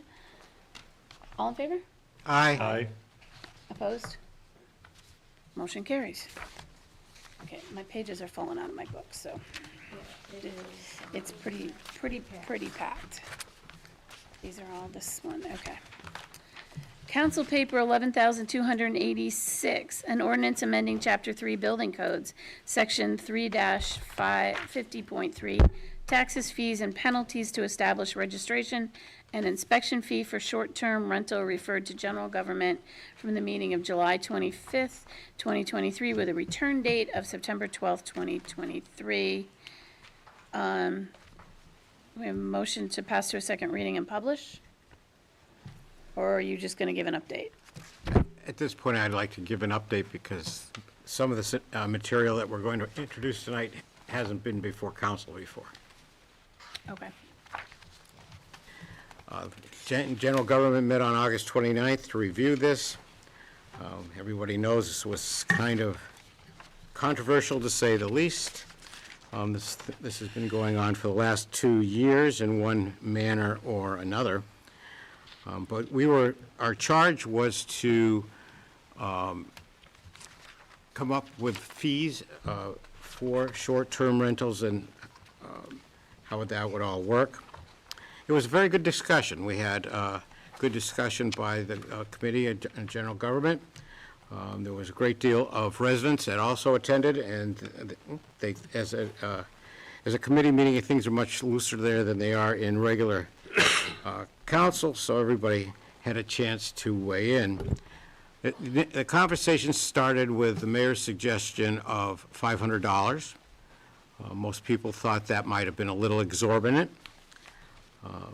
They also thought it was not fair for people that were, say, short-term renting out of their own homes, either a bedroom or they had a four-family and they were doing one of them or two of them.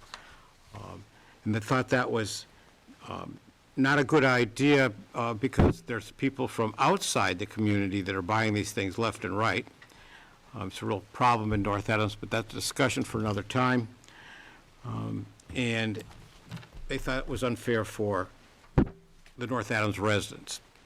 So after going back and forth, many, many different suggestions, we had Bill Moranti in there, who was very, very helpful during this whole thing, because we wanted to know, what does it really cost to do an inspection?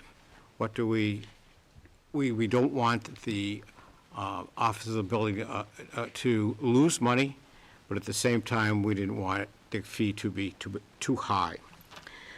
So all in all, to get down to the chase, owner-occupied units where they're at somebody's house, it's not owner-occupied. It's simply that. If you own another building in North Adams, even though you're a North Adams resident, we thought that you're still using it as a business, and therefore, that's why we say owner-occupied. Owner-occupied was $200 a unit, with a $200 a unit annual inspection. All others, non-residents or for residents who owned other buildings in North Adams and using them for short-term rentals.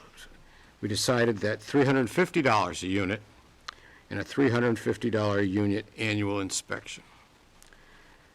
So all in all, it was quite a lengthy meeting, I believe, that general government voted unanimously that those should be the fees.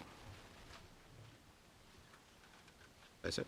So I'm looking at my book, and maybe it's wrong, but it's got the paper, it's the same wording for 11-826 as 11-793. The attachments talk about the actual fees and permits in Schedule D, and then 11,790-3 actually talks about short-term rentals. Is my book wrong? So, 790 is the short term. okay, so this 11,826 says short-term rental referred to general government. Oops, So is my book wrong? book's wrong. Okay, so the papers are right. Yeah, the papers are right. I couldn't say that all again. Okay, no, so I need a correction that we are actually doing council paper 11,790-3. We are. Do you need a You're motion just- on that? We need to pass to a second reading and publish as required by law. And then, but these aren't edited with the changes that you proposed, are they? I was handing something out. So this ordinance with our I papers. don't understand, just clarify for me.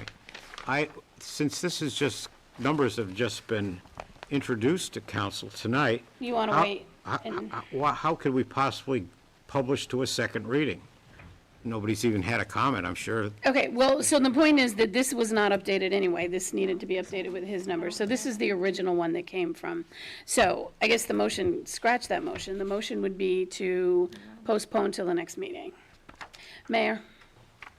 Again, it's your meeting, but I did present an order, Way back. and it's the council's pleasure. You can reintroduce a new paper, or you can amend the order just like we did with the transfer station fees, and then publish, right? Yes, but I just threw these numbers out here tonight. I'm sure. Generally, we discussed that you don't actually have to keep referring things for several meetings. You could give your number, have a conversation, edit, amend this ordinance with those numbers, and pass to a second reading and publish, or you can make your recommendation and we can continue this to the next meeting. And then in that point, you can get with the clerk and get the proper I language. understand. If the present council is comfortable with that, I have no problems in moving this along. We've been beating this to death for 2 years. I just thought everybody should have a chance to ask or have a comment if they so choose, but I will be more than happy to amend whatever ordinance you were talking about. Why don't we do this? Why don't we postpone to the next meeting? We can talk about what the fees are and what you're doing. You can get them to the clerk so that she can have the proper ordinance paper with the proper amounts in the next meeting that we can vote on. Does that make sense? Sure. Everything gets Does postponed. everybody, If I could just call it a point of order, because I'm a little confused how we're getting to this point. We had some swearing-ins, but the public has had no time to comment on anything tonight, other than the hearing. So, they can comment at the beginning of the meeting. They didn't get the chance I to don't do think that. we didn't didn't call have that. I don't think. so we- not only is the council doing it, the public, I know there's a lot Oh, of we people here too didn't who want to speak about short-term rental, but we Because skipped Mr. over Cardamino that spoke. We did do that. We did, Mr. Cardamino spoke. for the hearing. Okay, he was. No, he spoke at About the the beginning of the poll. meeting. I even read the whole phrase. Well, about, I don't think this is your I don't opportunity think to the speak. audience understood that. I know I didn't understand it. I Okay. thought that was for the hearing before, but okay. Okay, well, Regardless. Counselor Shade? I'd like to make a motion, if we can, to Please. have public comment before we continue the meeting. I think we would have to suspend the normal rules. You'd and- have to and- suspend the normal rules. The other issue is we can have the conversation and postpone it to the next meeting. I think there's enough up in the air. You're going to make all these people come back a second time? We have a large I would gallery like here. to, They're here yeah. for Okay, some that- reason, I'm sure. That's fine, go ahead. So I'll 2 move to minutes, suspend the rules so we can have public hearing. I second it. not public, public Public comment. But then again, if you're having reopening public comment, then you have to reopen it on the entire agenda. That's fine. So, 2 minutes, name and address for the record. We need to vote? We need to vote. Agenda item that they so choose, correct? Right, yeah, because we're gonna do it, we're gonna do it. I just want to clarify that. That's why We have I'm a fir- saying, okay. We need a vote. We have a We first, vote we to, have a we have a second. motion to suspend the rules, we have a second. Yes. All in favor? Aye. Aye. Opposed? Hey. Counselor Bona. I mean, we also didn't have half the audience in here because we didn't have enough room. So, Who wants to address the council? Now that you know the numbers. You need to go to the mic to speak, and it's actually not for us, it's for the people at home. But if you could speak up so the clerk can hear you to take the. You're welcome to use mine. Yeah, to take the. Excellent, thank you so much. Take the minutes. My name is Dane Fay, and I live at 87 Church Street in North Adams. Thank you so much for the opportunity to talk to you about this. Hello? So, yeah, in regards to these short-term rentals, I understand that there's some hesitancy about unoccupied purchases of properties for the express reason to rent them out. It's a major concern, and I understand that.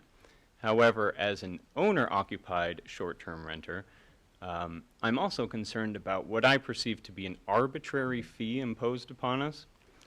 It doesn't strike me as a fee that has been adjusted based on a cost to perform an inspection and registration, but rather something a little bit more punitive. The fact of the matter is that some perceive that we're making tons of money off of these businesses, but myself and my wife are both full-time working residents of North Adams. We do this as supplemental income. And extracting further fees than is necessary would pass the expense on to our guests and would just otherwise create a uncomfortable feeling for us when we're, going about putting a positive element out in North Adams of running this business. We strictly live in this place, we work here, and we bring guests from the outside, and that is not something that should be punished in any way. I ask only that the fee be based upon the registration and inspection costs. That's all, and that seems extremely fair to me. Thank you. Next.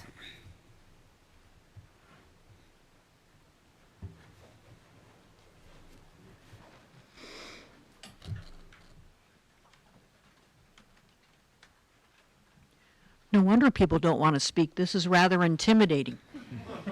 My name is Lois Donis, and I live at 37 Wall Street. Oops, my phone just went off. Oops, sorry about that.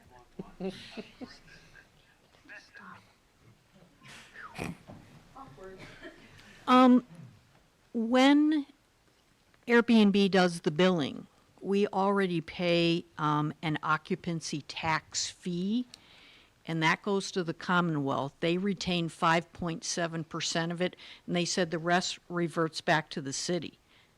Is that correct? Yes. Yes, that's correct. Great, okay. And so and also many of the Airbnb owners in the community are already paying property taxes for that property. So was that discussed at your last meeting as well, that property taxes are being paid? Yes. Okay. Can you talk to us at all about how much revenue you are already getting to the city for Airbnb rentals? I don't know that number. One, that's also not the conversation. That's, you come in, you make your comments, and then By making comments, I'm not getting questions answered tonight. Correct. Okay. But I'd also like to think, everybody talks about these fees. Every hotel and registered motel B&B pays all of these inspection fees every single year. They pay a higher property tax because they are a business. You're responding. I'm not responding to that, I'm responding to the general question that's already come up 2 or 3 times. Just so you know. My final comment is, I echo the sentiments of the gentleman who spoke before I did, and I think the fee should be lower, more reasonable. I have no issue with an inspection at all, because we may learn that there are some rentals that are not suitable for occupation. Thanks. Thank you. Next.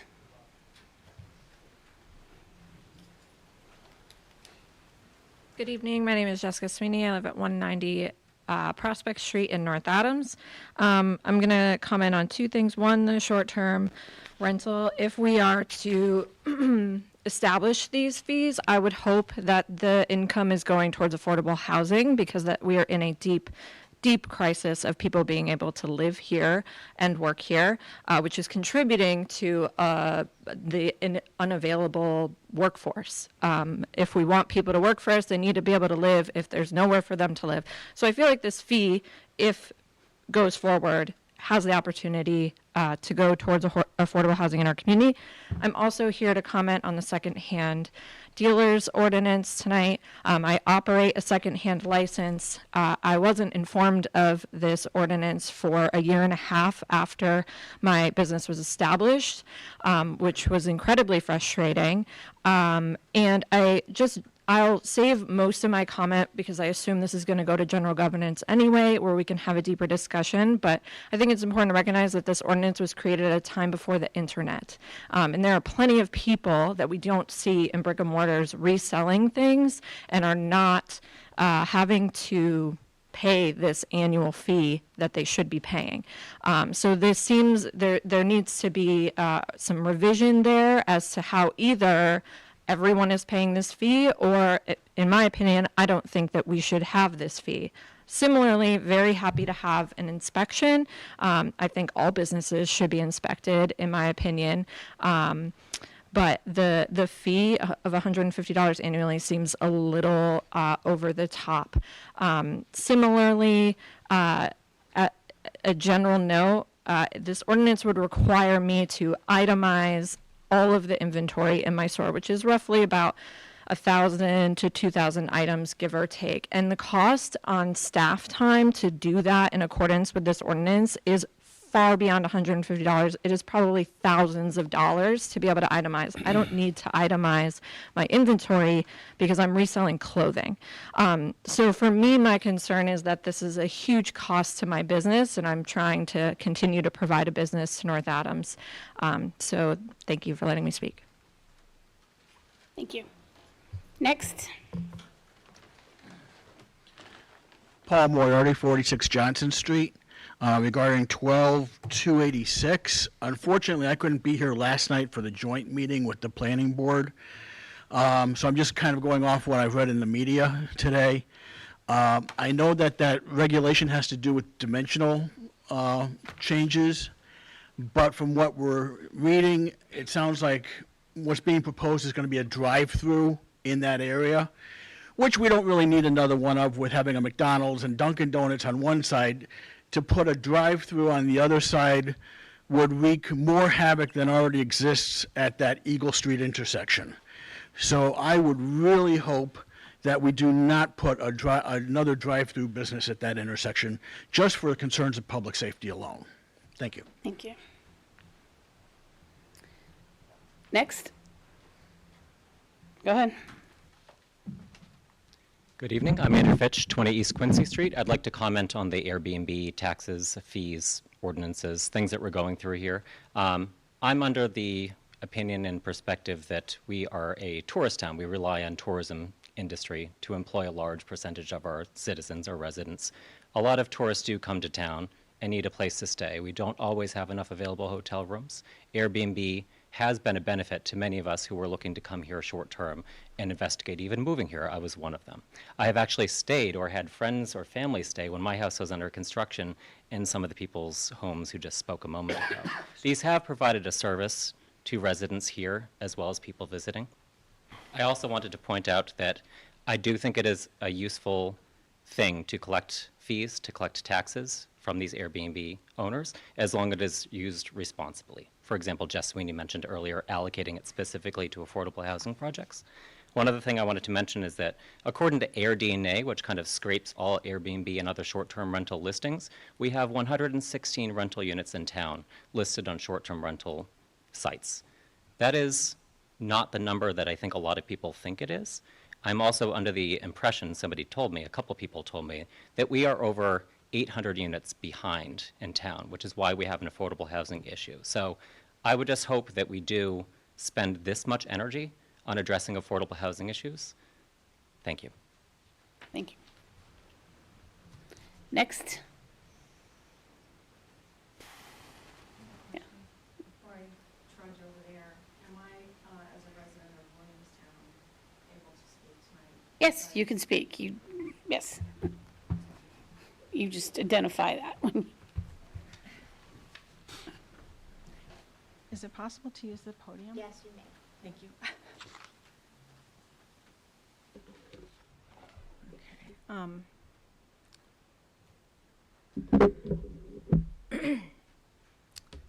Can you hear me?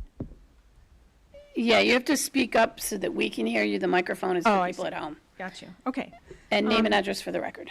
Right, my name is Jane Forrestal. My address is 529 Main Street, Williamstown, Mass. My letter is to all of you on the city council as well as members of the planning board. I'll leave my copy with you, Lisa. It's addressed directly to you. Thank you. Ms. Blackmer. I'm submitting this letter and hoping to be taken seriously as I share deep concerns about the fate of the land where St. Francis of Assisi once stood proudly at the corner of Eagle and Union Streets. Concerns shared by many North Adams residents still residing here and those who have moved elsewhere but who still care tremendously for their home city. It took us by shock and surprise to learn that a vote was taken last night on the spot and not when it had been scheduled on October 2nd. It was also a surprise to suddenly learn what had not been disclosed and could not be located anywhere at City Hall when I went to ask for proposed plans yesterday at the assessor's office, the city clerk's office, or the liaison to the planning board, that it was indeed the Starbucks Corporation that was communicating with the city about their desire to exploit that property. We still do not know what quote-unquote other retail will be. My question is, where is our loyalty? Where are our real priorities, and do our actions match our espoused values? Starbucks is not local. When we say we want to patronize locally owned businesses or shop local, we do not think of Starbucks. Starbucks is a Seattle-based multinational corporation, a union-busting company that serves overly sweetened and highly caloric treats at high prices with limited to no career growth, which will generate more trash, and traffic at an already dangerous intersection, and would provide zero encouragement to visit the downtown area and possibly purchase from other shops or businesses. It's important to also remember, above all else, this particular piece of land is sacred to many people of many generations for the sacrifices they made to their church, the former St. Francis of Assisi. The land can now be used as a new St. Francis Park, a place of beauty, peace, and serenity, one that we don't have a park in the city, through the construction of a beautiful public garden to honor the memories of all the Catholics living or dead whose families had anything to do with membership or caring for St. Francis. This park could honor especially Father Lynch, who founded the parish and was buried there until they moved his remains. It sits in view of my own family's former shoe factory, Wall Streeter Shoe, founded by my great-grandfather James E. Wall, a man who donated generously and heavily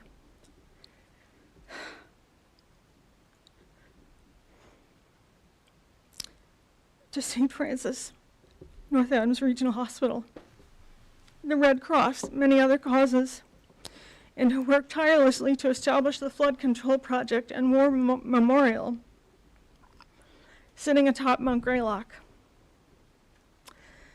My grandmother and her siblings donated a portion of their land from the Wall Streeter property to make a parking lot and handicapped walkway possible to the church. My own mother, Barbara Nissen-Wagner, founded and was president of the North Adams Ambulance Service, a much-needed emergency care service which has helped thousands since its inception. But it's much more than about simply property, donations, or money. What's done in the past is done, despite a great deal of effort on the part of a few to save St. Francis while it still stood. But we're here now. This is an opportunity to do the right thing and make a better choice for the city of North Adams and its people to help heal the countless number of parcels and empty storefronts located all over North Adams that are not the site of a tragic loss of one of the most recognizable landmarks, as St. Francis had been the stunningly beautiful announcement to visitors that you had arrived into the city once a symbol of pride and strength, where one could situate a fast food, coffee, baked goods, sandwich place, rather than this particular spot. I hope that those who hold power over this matter currently at City Hall will recognize how critical this decision is, as it has been and will be held up as a symptom of tragedy and loss for North Adams, or could become one of true hope and honoring the legacy of our hardworking people who never in all their lives would have dreamed their church would be allowed to fall into disrepair and be abandoned, sold for the profit of the Springfield Diocese. Okay. It may take a saint's intercession to make this particular issue come right. Let's hope so. Sorry, I went over. Thank you. Thank you. Who's next? And please keep it at 2 minutes. Hi, everyone. Patrick Lang, 450 Church Street. I want to support what has been said so far about the property at the intersection of Eagle and Union, and also concerning the proposed exceptions to the zoning ordinance that's applicable there. I'm here as a North Adams resident, also as the owner of a 3-month-old small business, currently looking for a brick and mortar spot, hopefully in the city of North Adams. I strongly believe that while that specific site obviously has problems, that would be definitely remedied by a relatively short-term solution. I would implore everyone to consider really what the positive impacts of any changes at that site would have.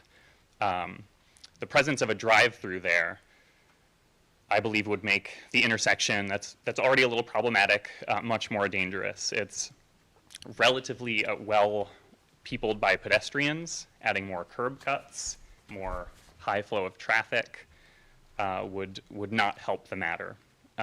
In fact, I fear it could cut off that corridor, that Union Street corridor, from the city, both visually and certainly by foot traffic. Finally, I will state that drive-throughs have the effect of discouraging the visitation of other small businesses in town. Municipalities all over the country, all over the world, are denying the institution of new drive-throughs for a reason. I love North Adams. I love walking around North Adams, and I am all for a vibrant and alive North Adams. Thanks. Thank you. Next. Jeff Grandchamp, 92 Spring Road, Adams, Massachusetts. I just want to address a few comments that were made about the proposed zoning change. First of all, the change, if permitted, will not allow a drive-through. If the change is not permitted, a drive-through may still go in there. This is not about a drive-through. This is not about that location per se. This is about allowing the planning board to sensibly allow changes within the central business district to have a more cohesive and attractive appearance. That's what the change is for. It's not going, the change will not permit development on that property. It's already permitted. It's a matter of allowing the planning board to focus on what makes sense for the neighborhood and the city of North Adams. Thank you. Thank you. Anyone else? Okay, we're done. We can actually move back to the agenda. Thank you, everyone, for speaking. Now, where was I? Council paper 12,000. So, what am I looking at here? I believe we're still on 11,790. The problem is it's 1179 and my book is wrong, so I need to look at it. I believe we had a 11,790. we had a motion and a second. Is this one we're looking at? We didn't have a motion? No, we didn't. You gave your update. Councilor Shade offered some things. So Okay. we have an ordinance here. The General Government Committee has recommended changes. Do we want to pass this to a second reading and publish, or do we want to postpone it till the next council meeting to give counselors time to consider it, to give us proper updated language instead of making a bunch of amendments? I'll make a motion to postpone to the next meeting so that I can confer with the city clerk to actually come up with the change in ordinance that could be presented to the council in their packet during the next meeting. Thank you. Second. Discussion, Counselor Harpen. Just one question, because I'm not sure if I heard it all. You had a lot of information, and I appreciate it. So I think I heard if it's owner occupied, that you actually live in the building and you're renting the Airbnb, it's $200 for an Correct. inspection fee and $200 for a registration. That's correct. Okay. The other one was, you own a building within the city, you are still a resident of the city of North Adams. The But- fee, right? But, Right, but the fee would be $350. that's right. Okay, and that would be for the registration and inspection. All other is 500? No. Anybody that lives on the, There's not a 500 there. There's two, the 200 or the 350. And the reason for if you own another building and you are still a resident of North Adams, you run it as a business. We fought with this thing for 2 years and finally came up with a notion, if you're doing it in your own house, that's one thing. If you're doing it and making money, it's a business. And if it's a business, then you should pay more than somebody that's doing it in their own home. okay, I was just confused, because Yeah, you no, mentioned that's fine. resident, so Well, I that's why- wasn't sure if yeah, there that- was another option. No, that's why I But wanted- the option is two options, $200, it's owner occupied, $350 is, it doesn't matter if you're a resident of North Adams or you live in Troy, New York. That's It correct. doesn't matter. That- Okay. That is correct. Counselor Shade. Counselor was- Barba first, please. Okay. Counselor Barba. Sure. I've heard several comments from the audience tonight about there being some sort of fee set up for housing in the city. But what I've heard shared with me tonight was that these $200 and $350 fees are being, I believe what was said was that was going to be the cost, so that it wasn't costing the Inspection Services Department any money. So my question would be, I believe we've lost Inspector Moranti, but my question would be, what does it cost to inspect a one? I wish, he may come back, I wish he was here, because we addressed that during the general government meeting. He basically said there's so many different types of inspections that it's almost impossible to come up with the exact cost. Sometimes they have to go back a second time. They don't charge anything extra. Sometimes they have to go back a third time. They don't charge anything extra. So some are, he said it was not possible to come up with the exact cost to the department. Did he happen to share, since this is being considered a business, and someone owning a long-term rental, I believe would fall under the definition of a business, they are making money. I haven't owned rental property in quite some time, but my intention with it was to make money. And how would the inspection of that type of long-term rental differ from a short-term rental? Was that shared? Because I'm having a hard time understanding the difference between. It was shared.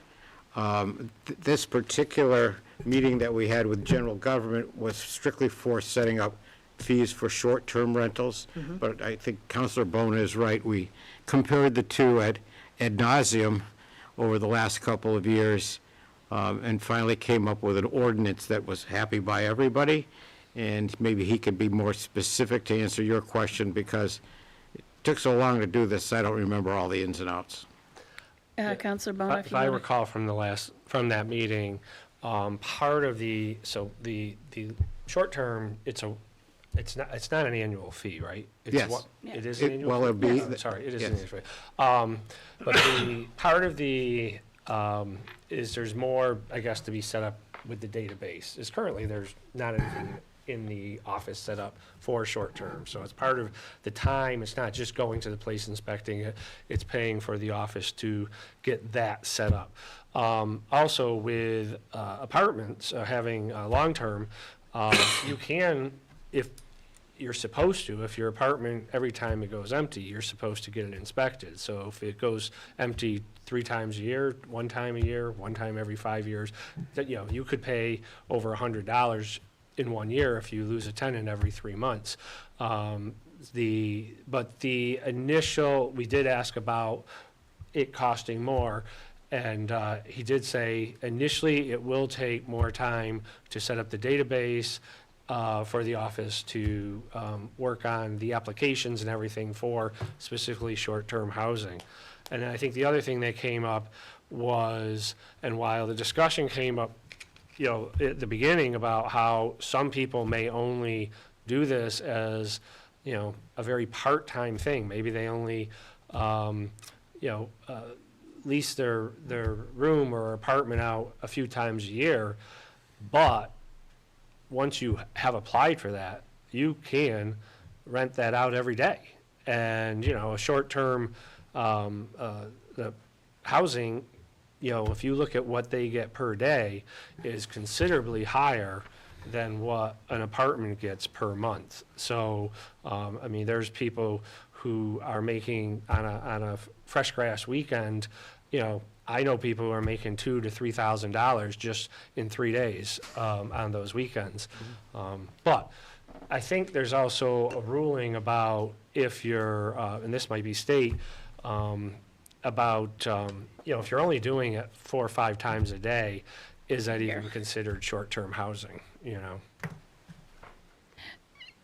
Counselor Shade and Counselor Harpen, I also just want to, I think that a more accurate comparison is what are the fees for a hotel or a motel or a bed and breakfast that's registered? Their inspection fees would be more in what we would be looking at comparable, in my opinion. But they also did bring in fees from across the state, and I think we're now below, I don't want to say we're below average or what we originally, there were other places doing 500, but I think, and very few are actually giving the local residents any benefit to. Owner occupied, you mean? Well, the owner occupied thing is basically when it came up at the meeting was saying because they're local. I did bring up saying, well, what if you live on that street, you live in North Adams, but you're renting a house down the street, should you get benefits? But it was decided at that meeting just to do owner occupied, but I thought North Adams residents,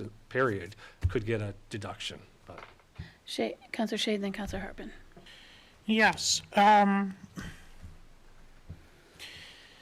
This has been ongoing for several years. We've passed ordinance around what is and isn't a short-term rental, and now we are instituting essentially a fee to operate a business. Because if you are renting out, whether it be an entire unit or a room, and you're making money off of it, you are operating a business out of your property. I also want to point out, and this is very important, you're still paying a residential property tax rate and not a business tax rate, which is significantly higher and is far less than even these fees would be. So if you were to be charged at a property tax rate for a short-term rental that you didn't live in, that property tax rate would be several hundred or even thousands of dollars more than your housing rate is currently. So these fees are actually less than it would be to change your property tax rate to a commercial property or a business property rate, because our business property tax rates are much higher than our residential. So I do want people to understand that overall, you're still getting a tax break comparatively. If we were to look at this, a hotel's business tax rate or a motel or a bed and breakfast, they would have to pay that business tax rate, not the residential tax rate for their property taxes. And that is something that everybody should think about and understand. There is a huge difference there. The $200 fee was one of the lowest fees in the Commonwealth of Massachusetts. that we had looked at. It is in line with several other cities throughout the Commonwealth. There were several cities that were higher, including some that were 500. I believe the highest was Cambridge, and I think they do $600. But it was over a certain period of time. But the reason for the separate fees is, if you live in the property, you are still here in the community. You live here, and it is still contributing to our housing deficit. Whereas for the non-owner occupied, we're essentially taking housing when we already have a shortage, and it's now being converted into mini hotels. And it takes away from the housing stock of the people who want to live here in North Adams, who need homes. It takes that away from them. And in the meeting at the General Government Committee, I did make it very clear that I would like to see a portion of these fees designated to housing development here in North Adams, because we do have a critical shortage. And I do believe that most people would be willing to pay these fees if they knew it was going to help grow their neighborhoods and give people better housing here in the city. And I think that's very reasonable, and I think that's what we should do. Thank you. Counselor Harpen. Yeah, I'm going to make a couple of points. I was just going to make one, but I am going to make a point about the tax rate. And it is a residential tax rate, and that is correct. It is not a business tax rate. However, the long-term rentals are also residential. So, you know, long-term people that have homes, 2 or 3 family homes, and they're renting them out, I guess you consider that a business as well. It is taxed under residential. It is not taxed under a business. So I guess we have to determine what we are going to compare here. Are we going to be comparing these short-term rentals to a hotel?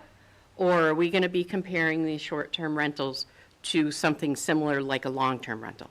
So it is a home, it's a house, it's in a neighborhood. It is not in a commercial part of our city. It doesn't hold a commercial business license. So I think we have to determine what we're going to compare it to. The other issue that I have is I'm going to disagree with Councilor Wilkinson. I do believe that there has to be a way that we can figure out how much an inspection will cost. There has to be a way. There has to be a way. I mean, you can go in and you can make a little spreadsheet and you can just say, you know, so-and-so went to this inspection and spent 1 hour and it was so much, this is what he gets paid an hour. Then another guy went and he spent 4 hours and he gets paid this much. You add it all up and you take an average, or however you want to do it. But there is a way to do this. So I find it very, very difficult making a decision on an arbitrary number. I think someone had said that earlier. I need to have the information in front of me. I need to have, you know, how much it's going to cost. I don't want to charge somebody based on what their revenue is. These people are making money. It's okay. It's okay that they're making money. We have other businesses that are making money too. If you have 3 businesses on Main Street, they're all paying the same amount for a business license. One of them could be making substantially more than the other. The revenue of what they're making, to me, it doesn't matter. I want to know what the cost is for these inspections. We should be able to provide that information. And is it different from a long-term? You know, give me 3, you know, averages: short-term rentals, long-term rentals, and a hotel. I might be able to make a decision off of that. It would be a lot easier than just looking at a number and taking a guess off of who's making more money than the other. Mayor, you have something to Well, no, add? I have a comment for what she just said. First, it'll be quick. Okay. You're not disagreeing with me. You're disagreeing with Mr. Moranti. Okay, Just to well, make I it clear. disagree I was with just relaying what he told the committee. Okay, thank Good. you. I You're welcome. appreciate that clarification. Mayor. I'm sorry, Mr. Moranti had a family emergency and needed to step away. But when the topic came up, I will be happy to work on that analysis. That's easy for us to do. Oh, did you not hear me? up a little in the future. Oh, I'm sorry. I said that Mr. Moranti had to step away for a family emergency, and that I would be happy to address the cost of inspection. Happy to do that. Thank you. You're welcome. Okay, anyone else? We have a motion to postpone to the next meeting and a second. All in favor? Aye. Opposed? Motion carries. Now, going back to Council Paper 11,826, an ordinance to amend the revised ordinances of the City of North Adams regarding various fees established in the city code, postponed from the meeting of August 8th, 2023. And, yeah, right. Do we have either an update from Counselor Bona and a motion, or a motion and an Motion to update? postpone one more meeting. They will be here. Good thing they're not here tonight because it's going to be lengthy. So, Okay. so next meeting. Thank you. Second the motion. Counselor Bona, Counselor Sapienza. Any discussion? All in favor? Aye. Opposed? Motion carries. Council Paper 12,274, an ordinance to amend Chapter 2, Article 35, entitled North Adams Public Arts Commission, Section 2-173A, definitions as approved by the Commissioners of the North Adams Public Arts Commission at their April 24th, 2023 meeting, and postpone from the council meeting of August 8th, 2023. Now, I don't know did it go to general government? It came to general government. Okay, so who's giving the update? I will. Okay. I'm general government, or a Give member it, of the then a general motion to, This is a change in verbiage. In an ordinance, it says insert the words interior or exterior between any and all work. So we're changing any and, it should be all work, and inserting in its place interior or exterior. Counselor Sapienza can probably, I think I pronounced it finally right. I apologize.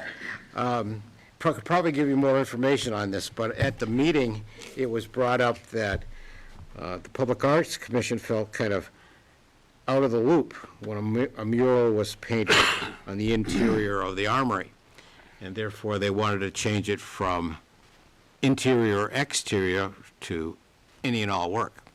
So that's it, the change of verbiage. And maybe the counselor, if you want to expand on that. I can expand a little bit on that. go ahead. Okay. Basically, it was because of the mural that was placed inside the Armory. The Public Arts Commission felt that being it was public art, it wasn't vetted through the Public Arts Commission. And by adding this language, it makes sure that any interior or exterior artwork anywhere in the city, in any building, is vetted through the Public Arts Commission. And Public buildings. Public buildings, yes, yep. Specifically public buildings, yep. So that's basically, they felt left out of the process in that particular mural, and in the future here on out, that the Public Arts Commission does have a chance to vet the project before it is placed, or the artwork is placed. Okay, so a motion to pass to a second reading and publish as required by law would be in order. So move. Second.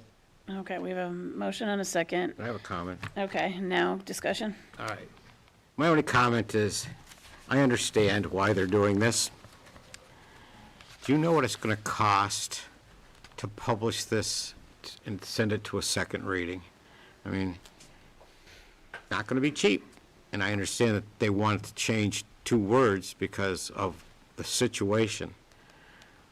But I just think it's a terrible waste of money. That's all. Counselor Harpen. I'm going to agree with Counselor Wilkinson. I don't see a major difference in what is already written compared to what you want to insert. The word any does cover interior or exterior. It's any art. So I just don't see a major change, and it is expensive. We've been getting the invoices, and, Yes. you know, it's a lot of money. The other thing that I would say is, I do believe that the armory is assigned to the school system. Am I correct? It's a city building. They occupy it, but, I'm sorry. Yeah.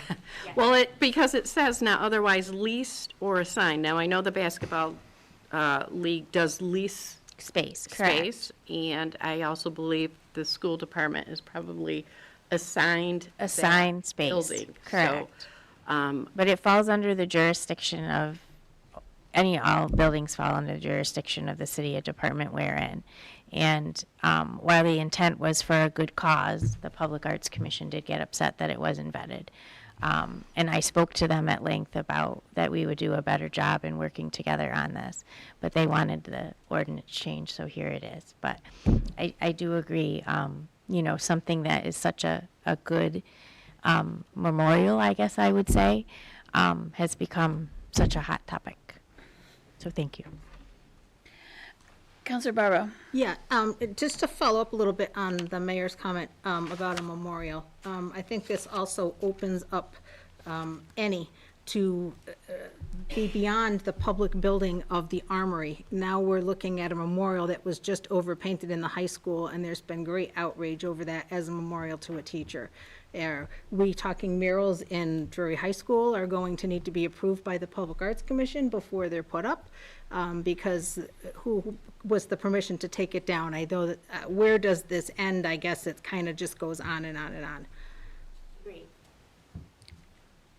Counselor Alaskowitz, then Counselor Sapienza. For clarification, when it comes to approvals, I believe in the last council or the council before, we established that the administration did have final say on public art. The Arts Commission was more Advisory, to be advisory, No. correct?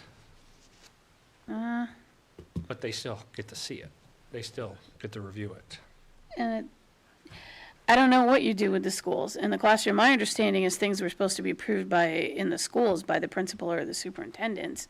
And I also can't imagine there would be permanent artwork. But that's always an issue, is when something's temporary and permanent. Counselor Shade. Yes, as far as the school goes, I think the language here makes it very clear. Schools are not open to the public to go in and view the art, so it wouldn't apply here. This says that they are accessible to the public and located on land or structures controlled by the city. While the school property is controlled by the city, it's not open for the public to just walk in and walk around the schools. Can't do that, so it's not accessible to the public. That's true. Good So that would be my, What, Counselor Sapienza? Yeah, the actual role of the Public Arts Commission was to vet any art project, public art project coming into the city or being proposed for a public space. And the artist would present their project before the commission, and we would look at it, or the Public Arts Commission would look at it. I am a member of the Public Arts Commission, and determine whether or not it met community standards, and if we should go ahead and pass it on to the administration for approval. And that's basically our role, is determine whether a piece of public art is appropriate for a public space. And then we pass it on. We take a vote on it, and then we pass it on to the administration at that point, and that's our role. Going as far as the interior, exterior, any in work, it was discussed at the school, about the schools, whether or not it was actually a public space. And the members of the commission felt that maybe it would be a good experience for the students at the school to get used to the process should they want to display or present, produce a piece of public art. And that's where the discussion went in that particular meeting. So we have a Is there a motion. motion on the floor? A motion to pass to a second reading and publish as required, didn't they? Yes. Did they say yes? And then we've had discussion. I don't know who the second person was, but we went that far. We did I- not do No, I know that. I made the motion. I don't know who seconded. Who seconded it? Seconded. Counselor Abasahan seconded it. And then we've had conversation back and forth. My thing is the Public Arts Commission has only been in existence for, I don't know, 10 years maybe. And we keep amending. This is like the fourth time we've amended their language. It seems to, every time something comes up, they have to add it in. And I kind of feel like the cost, as Counselor Harpen and Counselor Wilkinson referred to, seems to be pretty excessive to change.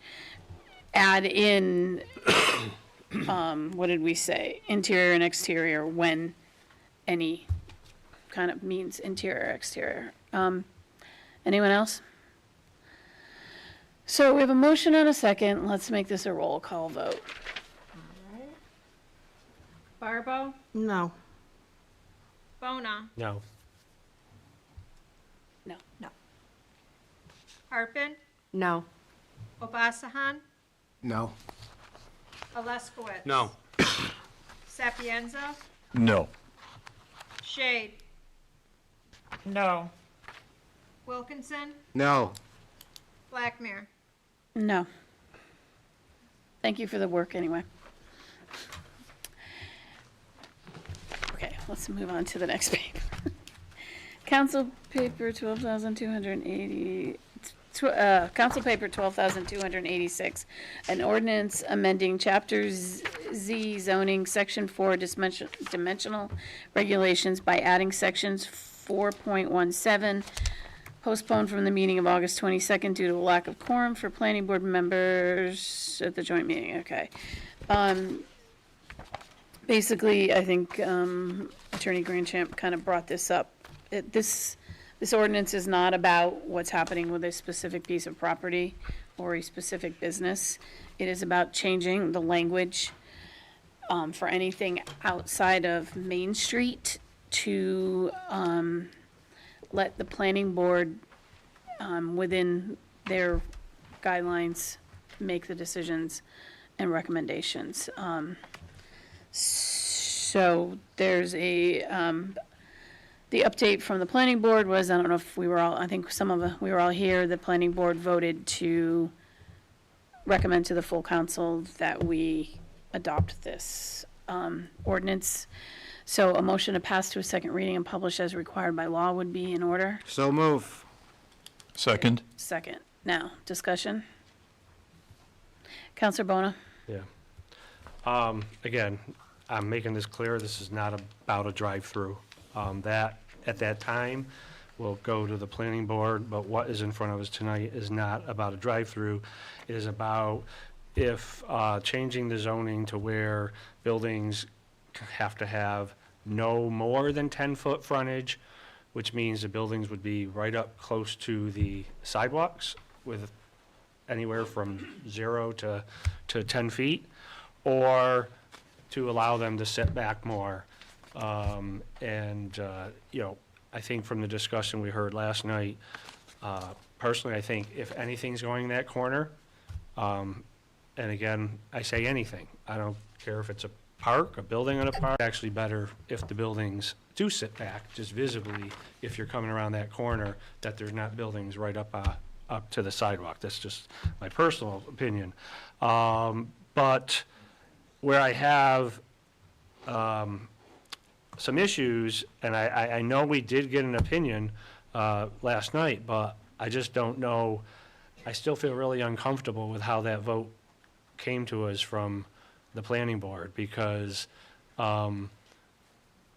it was a vote at a meeting that wasn't published, and it wasn't even at their normal times. So while we can probably make a vote, I just don't know if we're legally supposed to be accepting their recommendation, because I can make my vote without their recommendation, but I just felt really uncomfortable last night how that went, that process, so. The meeting was published, the fact, how it was phrased, and, yeah, I know, we had an opinion from the AG's The public office. hearing was published. You don't vote during a public hearing.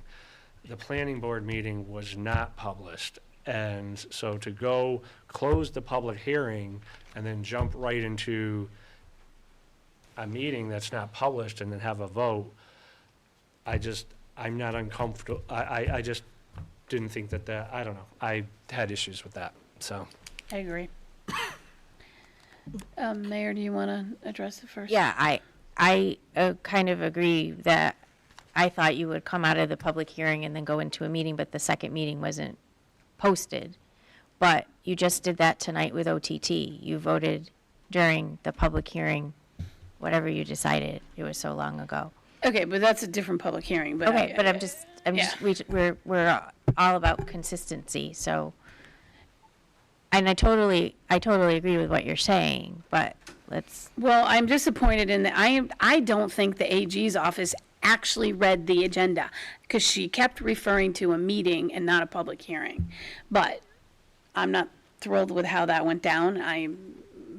The fact that we couldn't have yet another planning board meeting because it wasn't posted properly is beyond frustrating. And the fact that this issue then comes back to us and we have to figure out what we're gonna do. Do we wait until the planning board has another vote on it? I don't know what we wanna do. Counselor Shade, then Counselor Wilkinson, then Counselor Barbeau. We had a lot of discussion last night involving how this is set up, how this is written. And to me, what the problem is the way the zone is defined. I also have an issue that this specifically says on Main Street we're going to do one thing, but everything else in the district gets a special rule or can apply for a special rule. This language was written in specifically so we could preserve the integrity of our downtown area. By allowing a special permit, while I do trust the current planning board, if the planning board turns over and we have other people on there, they could grant special permits however they would like. It gives this power indefinitely moving forward on all properties, and not just this one. I think that the area where this particular land is, as Councillor Bona had stated, would actually benefit from a property behind and not right up to the curve, because I live on North Church Street. I live right there. I know how backed up traffic can get. I see it outside my window every single day. And I know how that intersection can be difficult, especially, and this has nothing to do with a drive-through or anything else. I want to see a business operating and running in that land. I want to see something contributing to the community developed there. That is imperative. But I don't think that we should be making an indefinite, ongoing special permit rule for this area when this particular section of land was specifically zoned only a few years ago, and the intent was always to preserve this zone a very specific way. If they wanted special permits when they were making the zones a few years ago, they would have had that in there already. So I don't feel that just because we want to do it a little differently now. The way that I think we address this problem is not by issuing special permits, but by changing the zone itself and setting that area up on Union Street to be a separate or different zone outside of the CBD zone. I know it's a lot more complicated and a lot more difficult, but that is the correct way to do it, rather than just bypassing things with special permits. So for that reason, I'm going to vote no, and I do not support this permit. Thank you. Councillor Wilkinson. Just a quick comment on that. I think Mr. Moranti would concur with me. Changing the zoning for that one zone would be spot zoning, which is not allowed by law. So another solution, you'd have to change a much larger section of the city in order to change the zoning there. But my original reason for raising my hand was because the planning board made an illegal vote last night. Their meeting was not published by law. Now, we can do a number of things. I don't know if we can vote on this ourselves tonight and send it back to the planning board, or the proper procedure is for the planning board to vote and then it comes back to us. But this isn't going away. We can always ask the planning board to have a proper meeting and vote, and then it can come back to us again. So if I were to, if we have to vote after the planning board votes, then I'm going to have to say no, because a legal vote did not approach us. I think the simple solution, hate to say this, is to postpone until after the next planning board meeting, which their meeting is always the second Monday. That would be the second Monday in October, which, It won't be the second Monday because that's a holiday. It'll be the first Monday. the first Monday in October, which lo and behold, we don't realize that's only 2 weeks away. So I really think we should, my opinion is we should postpone until the, our next meeting, or the first meeting in October, which therefore would be after the planning board meeting. And let's do it right. So you're rescinding your motion? I'll rescind my motion, yes. No, it's got to be Okay. done right. And you're going to make a new motion? I'll make a new motion. I move to postpone until the... First meeting in October. The first meeting in October, thank you very much. And send this back to the planning board for a proper vote after being published. I'll second the motion. Any more discussion?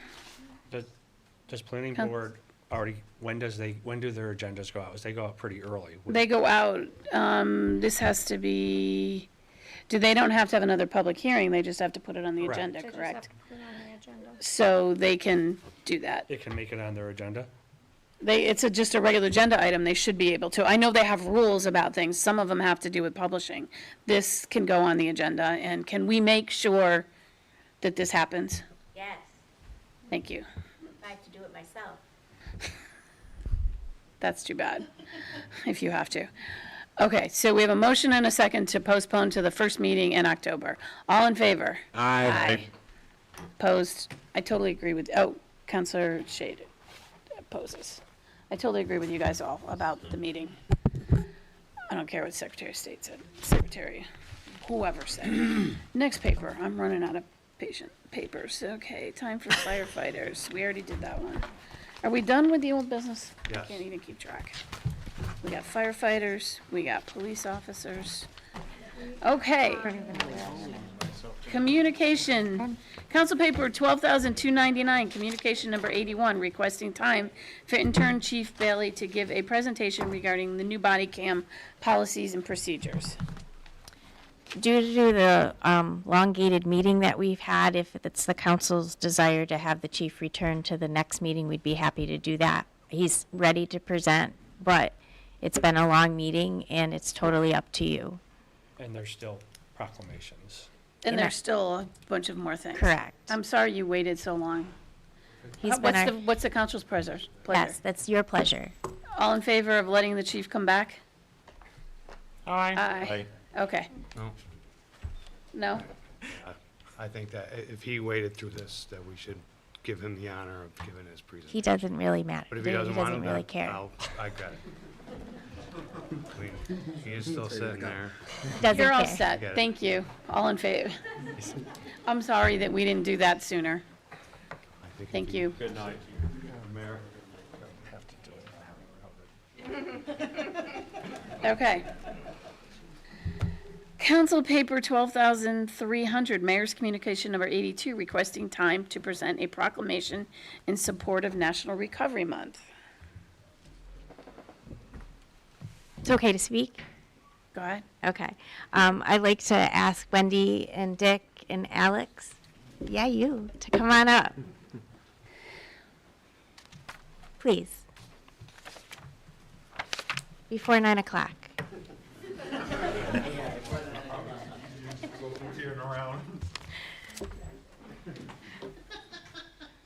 I'll start while we're getting established up here.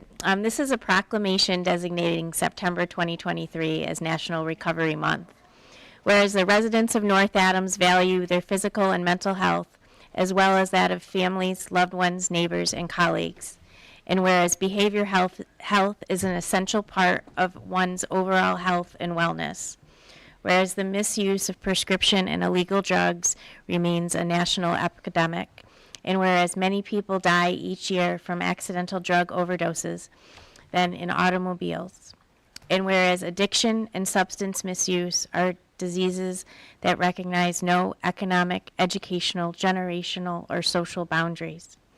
And whereas recovering from addiction to alcohol and other drugs takes strength, faith, and commitment. And whereas prevention of mental health and substance use disorders works, treatments is effective, and recovery is possible. Whereas men and women in recovery showcase the power each of us holds to transform ourselves, our families, and our communities. Whereas we must encourage relatives and friends of people with mental and or other substance use disorders to implement preventative measures, recognize the signs of a problem, and guide those who need appropriate treatment and recovery support systems. Whereas we honor the individuals in recovery, families and friends who educate the public about the value of recovery and its multi-pathway. And whereas it is critical for all the residents in the city of North Adams to move towards an area where addiction is treated as a significant public health issue and recovery is recognized as valuable to all of our communities. I therefore, Jennifer A. Maxey, Mayor of the City of North Adams, do proclaim September 2023 as National Recovery Month. Thank you. Thank you for all the work.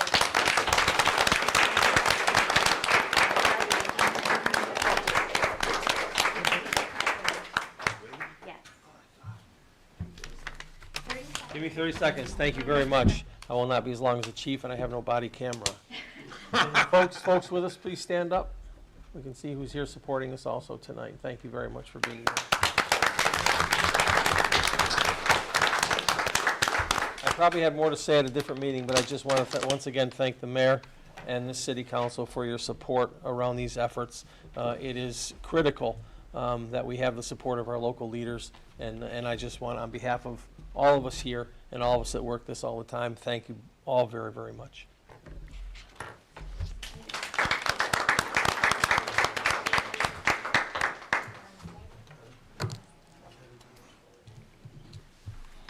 Council Paper 12,301, Mayor's Communication Number 83, requesting time to present a proclamation in support of Childhood Cancer Awareness Month. Without objection, I'll file the communication. Mayor. Great. I'd like to call Joe and Kathy Arabia up. Present that to you. I can see my paperwork better now. This is a proclamation designating September 2023 as Childhood Cancer Awareness Month. Whereas the City of North Adams and our Northern Berkshire community have been impacted with children who have been diagnosed with cancer. And whereas childhood cancer is the leading cause of disease-related death in children. And whereas globally, a child is diagnosed with cancer every 80 seconds. Whereas 1 in 285 children in the United States have been diagnosed by their 20th birthday. Whereas 2/3 of children that beat cancer will face at least one chronic health condition later in life, including possible heart, liver, lung damage, infertility, secondary cancers, and growth defects. Whereas every day, more children will die from childhood cancer in this country. Whereas more than 4,000 children undergo treatment for cancer each year. Whereas despite advances in research, some types of cancers remain incurable. Whereas despite these statistics, childhood cancer receives inadequate federal funding for cancer research and consistently is underfunded.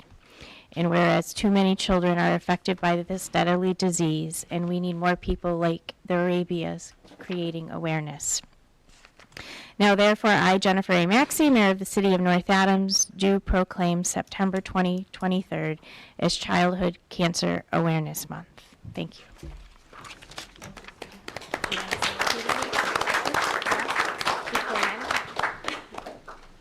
Just briefly, I want to thank the mayor and the city council for this proclamation. We really appreciate it. As unfortunately we say when we come back here, ever since last year, there are a number of new names of children that we're helping in our own community. And in the Berkshire community, as young as 18 months, a child was recently 18 months old, a child was recently diagnosed and has now relapsed. We are working with a number of families we have an increased number of families that are reaching us from outside the area also that we're trying to help. I will say we have two children that we've worked with that are now in college, and until all of these kids are able to achieve their dreams, whatever they are, we'll continue to fight. And thank you for all of your support. I also want to just recognize Mass Mocha is turning the lights on their upside-down trees gold for this month too, so we want to, give thanks to them too. But we get wonderful support from this community, and we need it. These kids really need it. Thank you.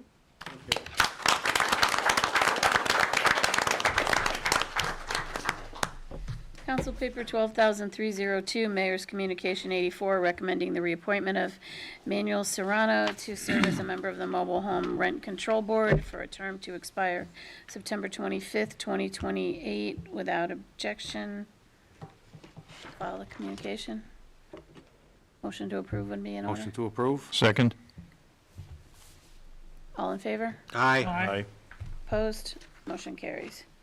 Council Paper 12,303, Mayor's Communication 85, recommending the reappointment of Paul Senecal to serve as a member of the Mobile Home Rent Control Board for a term to expire September 25th, 2028. Motion to approve? Second? All in favor? Aye. Opposed? No. Motion carries. Mr., you'll understand. It's just a joke. Yes, of course. We're good friends. I wanted him to see in the paper tomorrow, but I'm not, Yes. Council Paper 12,304, I swear this is like the 12,000th paper from tonight. Mayor's Communication number 86, requesting time to present a proclamation in support of Hello Week and the Sandy Hook Promise. Without objection, Mayor? September is somewhat of a depressing month in the sense that we talk about drugs, shootings, cancer, but awareness is so important. This is a proclamation declaring September 18th through September 22nd as Hello Week. Whereas Sandy Hook Promise is a national nonprofit organization led by several members who have lost loved ones from mass shootings at Sandy Hook Elementary School in December of 2012. Whereas Sandy Hook Promises focuses on preventing gun violence and other forms of violence victimization before it happens by promoting educational programs for youth and adults on mental health and wellness programs that identify, intervene, and help at-risk individuals. And whereas Sandy Hook Promise has identified social isolation, defined as the overwhelming feeling of being left out, lonely, or treated like you are invisible, as a risk factor associated with violent, suicidal behavior. And whereas the Sandy Hook Promise developed the Start with Hello program to educate students in grades 6 through 12 in the skills they need to reach out to and include those who are dealing with chronic social isolation, and to create a culture of inclusion and connectiveness within the school or youth organization. And whereas the goal of the Start with Hello program is to help young people to build more connected and inclusive classrooms, schools, and communities aligned with the mission and values of the North Adams Public Schools. And now, therefore, I, Jennifer A. Maxey, do proclaim September 18th through the 22nd, 2023, as Start with Hello Week in the city of North Adams. And we encourage all residents to support the efforts of our students and educators in taking action to promote connectiveness and inclusion in our North Adams Public Schools and throughout our great community. Thank you.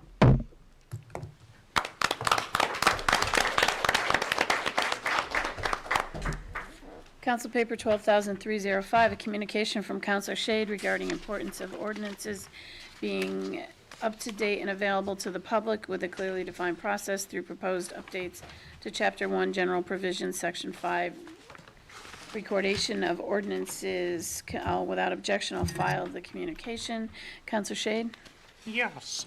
So we have, on numerous occasions here in council chambers, been presented with outdated ordinances that we didn't have properly recorded on record. And it was an issue when we talked about taxis originally, that the updated language wasn't in what we were presented.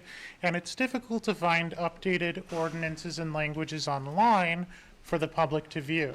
Part of that is because our 360 canvasser software that is used only updates at a certain period of time. And part of that is because on our own city website, we don't really have a section labeled for ordinances or updates or new things to let the public know what's going on. And I do believe that if we expect the public to follow our city ordinances, they need to be able to find them easily and know what our laws and rules are. So what this does is, this is a proposal to amend the section, Chapter 1, General Provisions, Section 1.5, Recordation of Ordinances. It currently reads all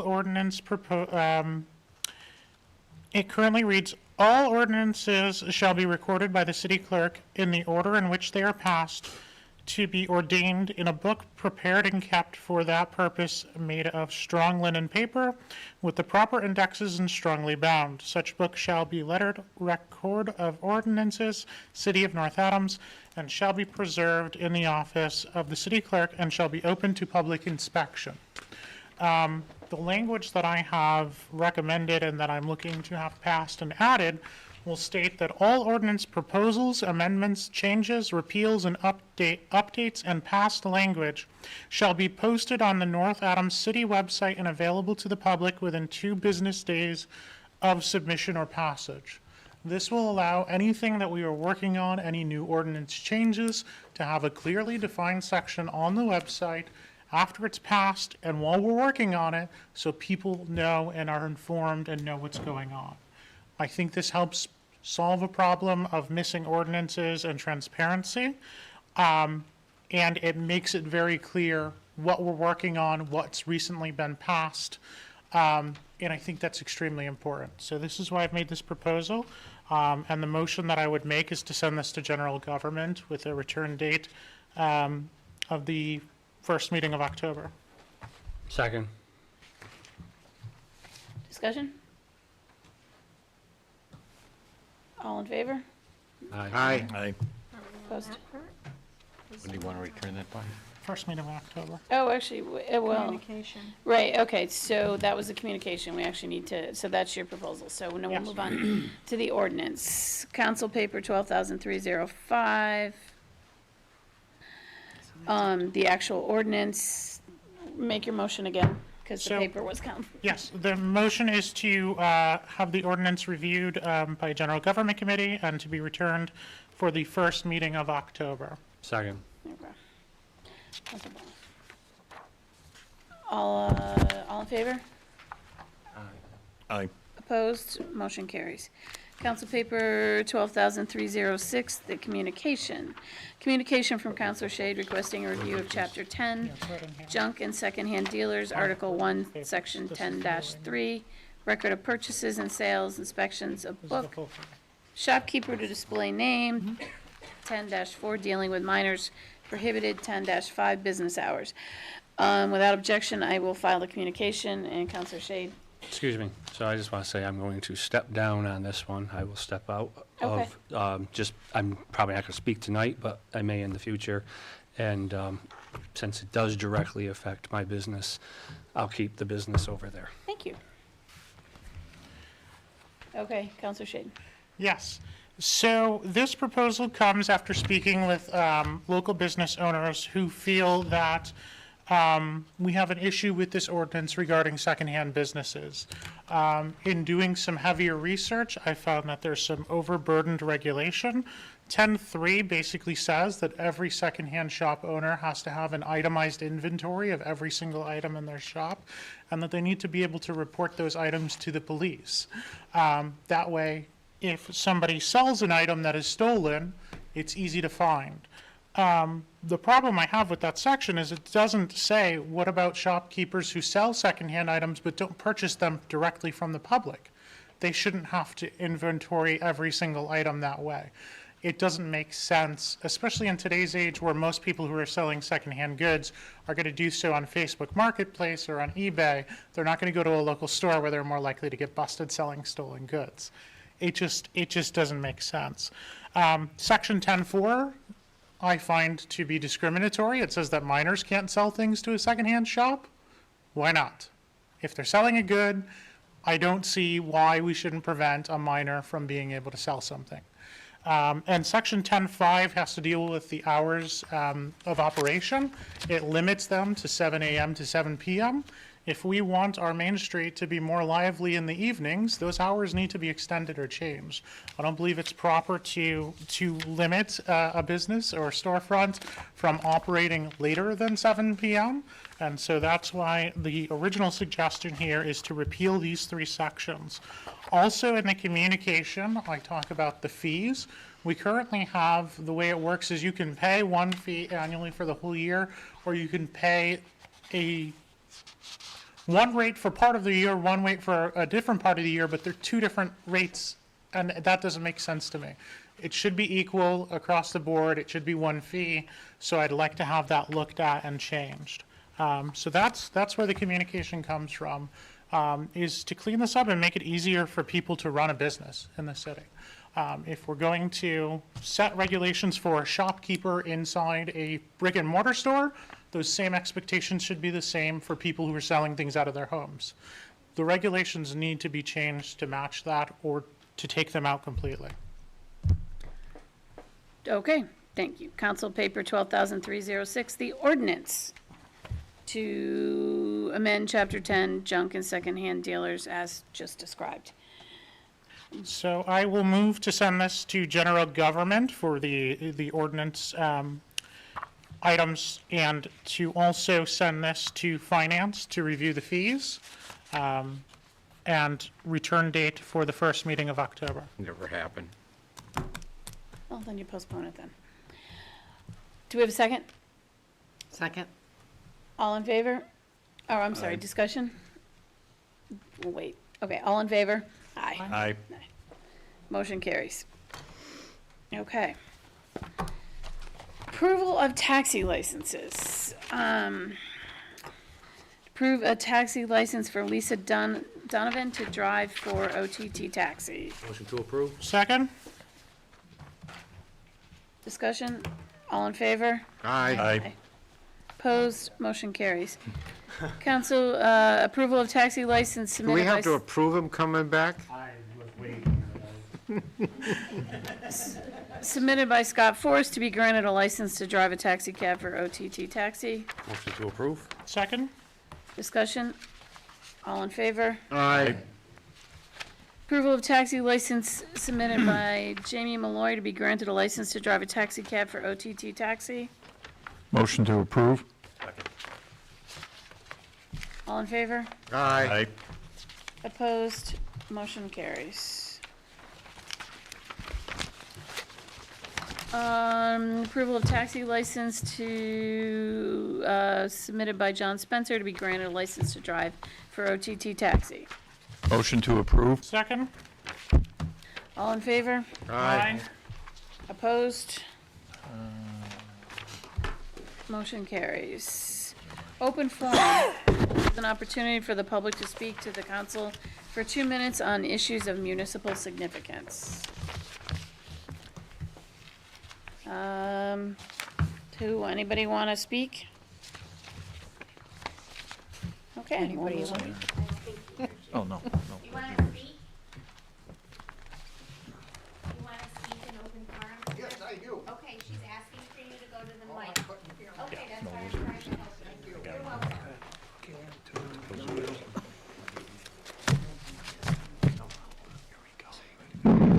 Robert Cardamino, 173 Quincy Street.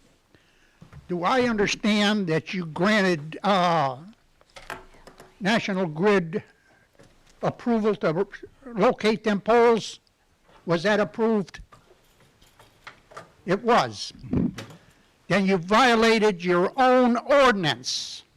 I read that ordinance to this council, and they are supposed to post a bond, and that never happened. And also, they're supposed to get a hold of the Public Works Commissioner, Tim Lascarbo, to go and pre-look at that site and pay a $50 fee for the inspection. And then after they put the pole in, they gotta call him back and put $25 more if it's done properly. And you've got after OTT for violating the ordinance, and you violated the ordinance yourself. Do your job.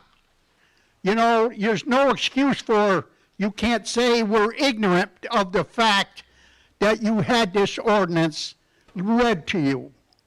You know, you're getting paid for doing something. You know, earn your money. Thank you. Anyone else wish to address the council on issues of municipal significance?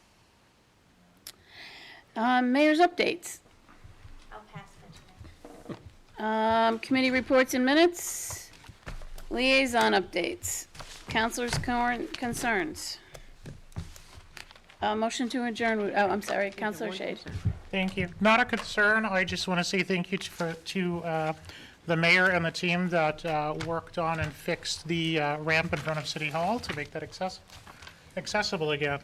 It was a long time project that we were waiting for, and it's finally done, so accessibility should be much better for people.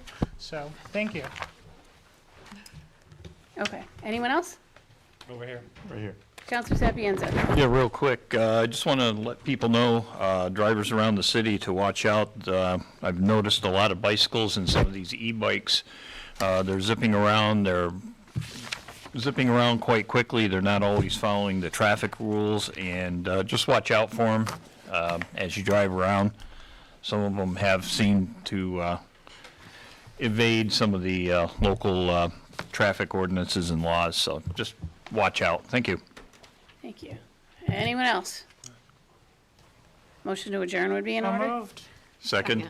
All in favor? Aye. Thank you.